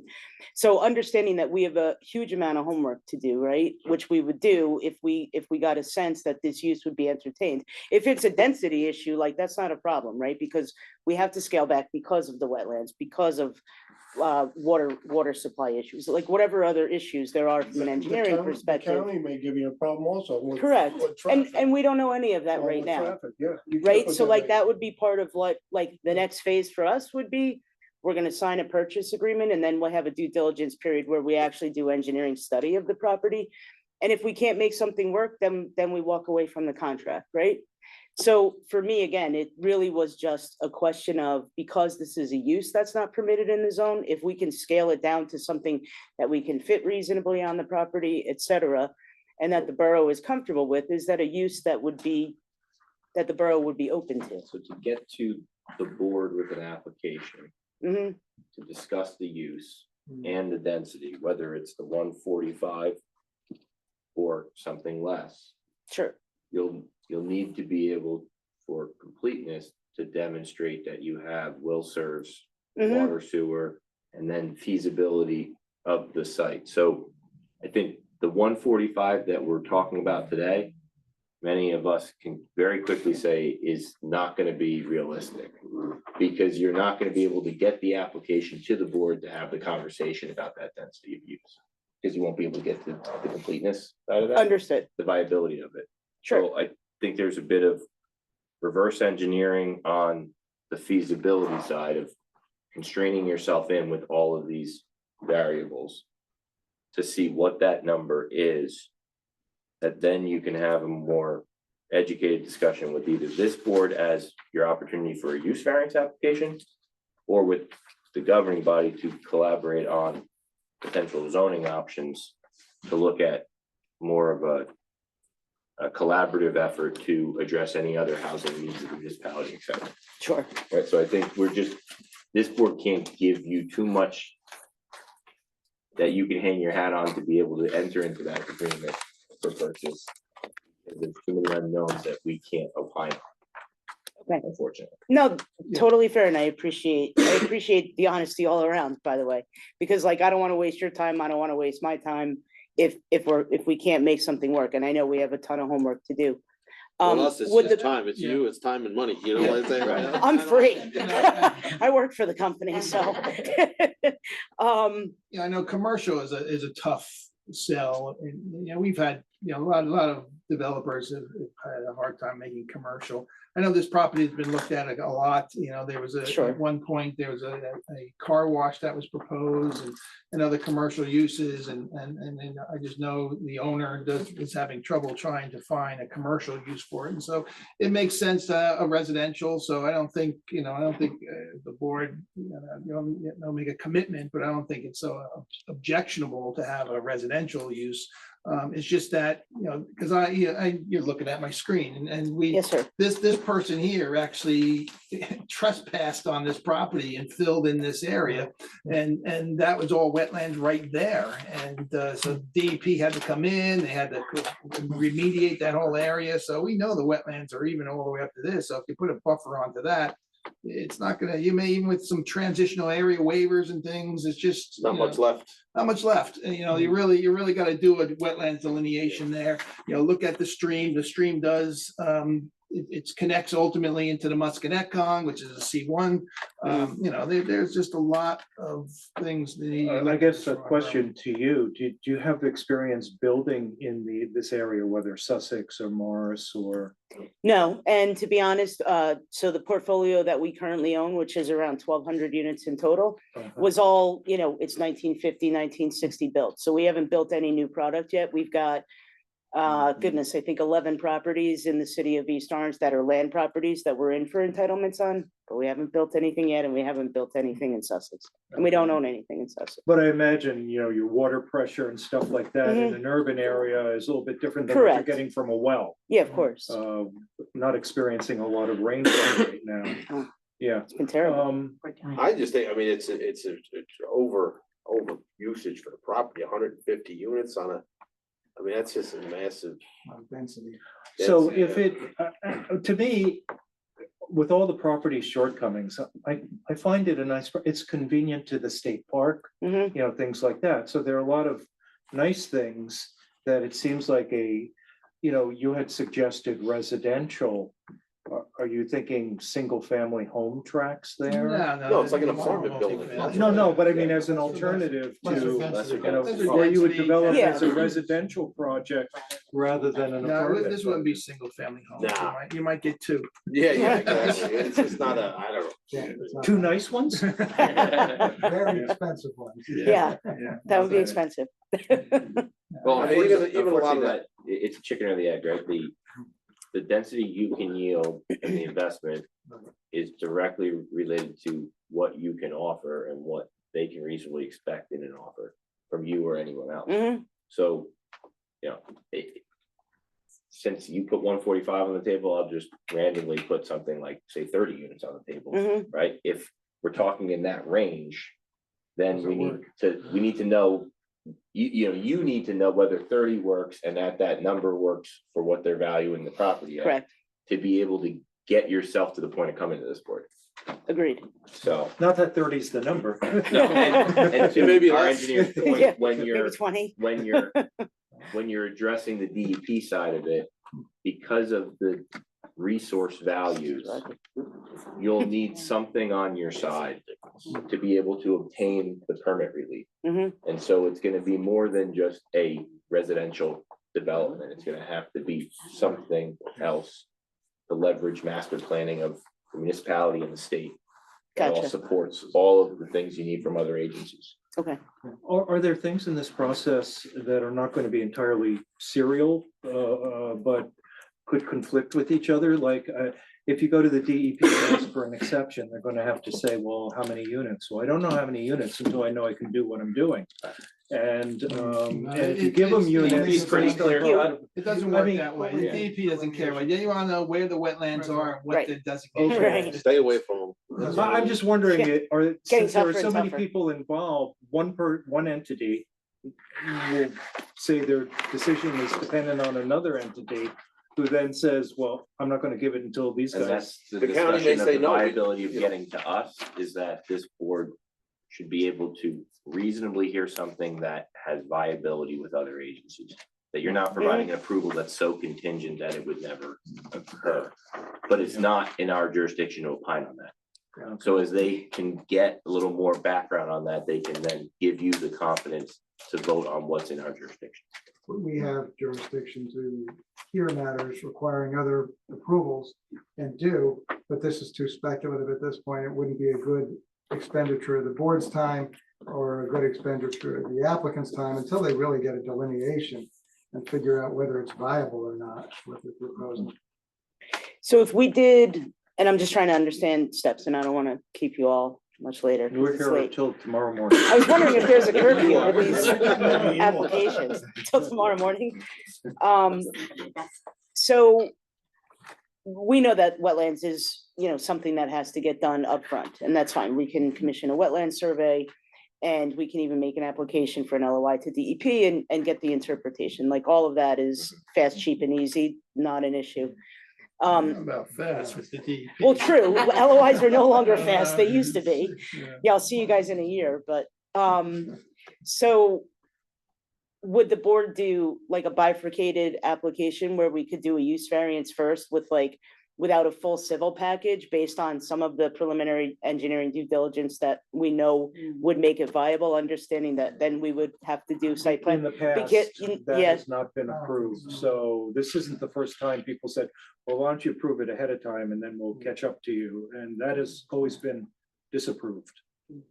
okay, The crux there is the density side of it. Right. To be able to hear the bifurcated use, we need to have a reasonable understanding of the feasibility of the density on that lot.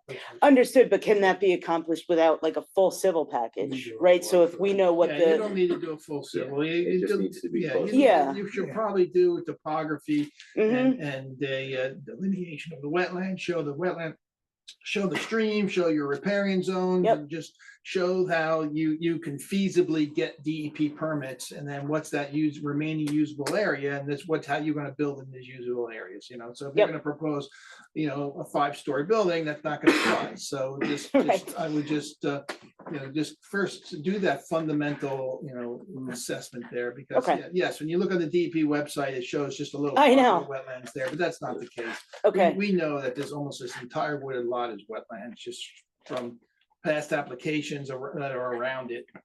I could also say that I mean, personally, I could say 150 units is definitely not gonna Yeah, fly there, it's no just- matter what. I mean, that's just my, you know, it's just too much. Traffic would be I mean, ridiculous. it's just too much for that little lot. Yeah. That's all there is to Yeah, that. It just, So- it's not, just.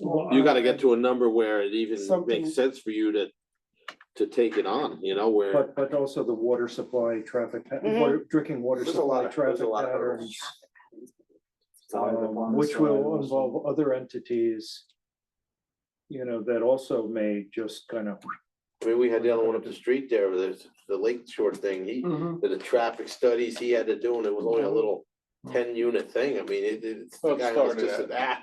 Started out a little bit bigger. Not much, not much. Does 10 units work for you? No. So, And alright, listen, so you I mean, got- I don't know that we would build 150, right? This was like an initial shot at like, Yeah, what you could shoot we for the fit moon here? and see what happens. Right, and see what the response is, so. Between the LOI and approaching the county on what the traffic, the highest traffic generator out of the property.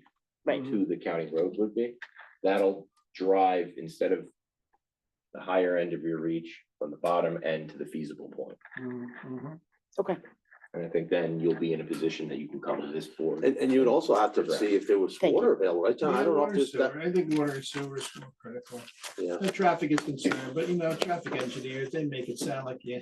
They can find a way. I've never found a traffic engineer that actually said that's a problem. Yeah, of course not. Cloverleaf overpasses. Just pushing that level of service down. Put two of them in the same room and they'll always disagree, right? All right, so I don't know if that helped you any. It did tremendously, thank you. Appreciate your Okay. honesty. Sorry, you should be at the crazy. Usually they're. I know, I walked Yeah. in and I'm like, are these meetings always this crowded? No. No, they usually. Listen, I'm glad to see it was in support of an Yeah, yeah, yeah. application. Well, yeah, we we just were added on- 150 units. I was like, put it on this one. With 150 units, hopefully we have the door. It was crazy, yeah, it was standing remotely. Yeah, that was fun. Glad that they were all here Yeah. in support of the application, Yeah. not opposition, because that would have been a lot worse. All right, thank you. Thank you very much. All right, the meeting's open to the public. Anybody from the public wish to comment? Seeing nobody, I'll close the public and I'll wait for a motion to adjourn. I'll make the motion. Second. Adjourn. Sleep. I don't know, we haven't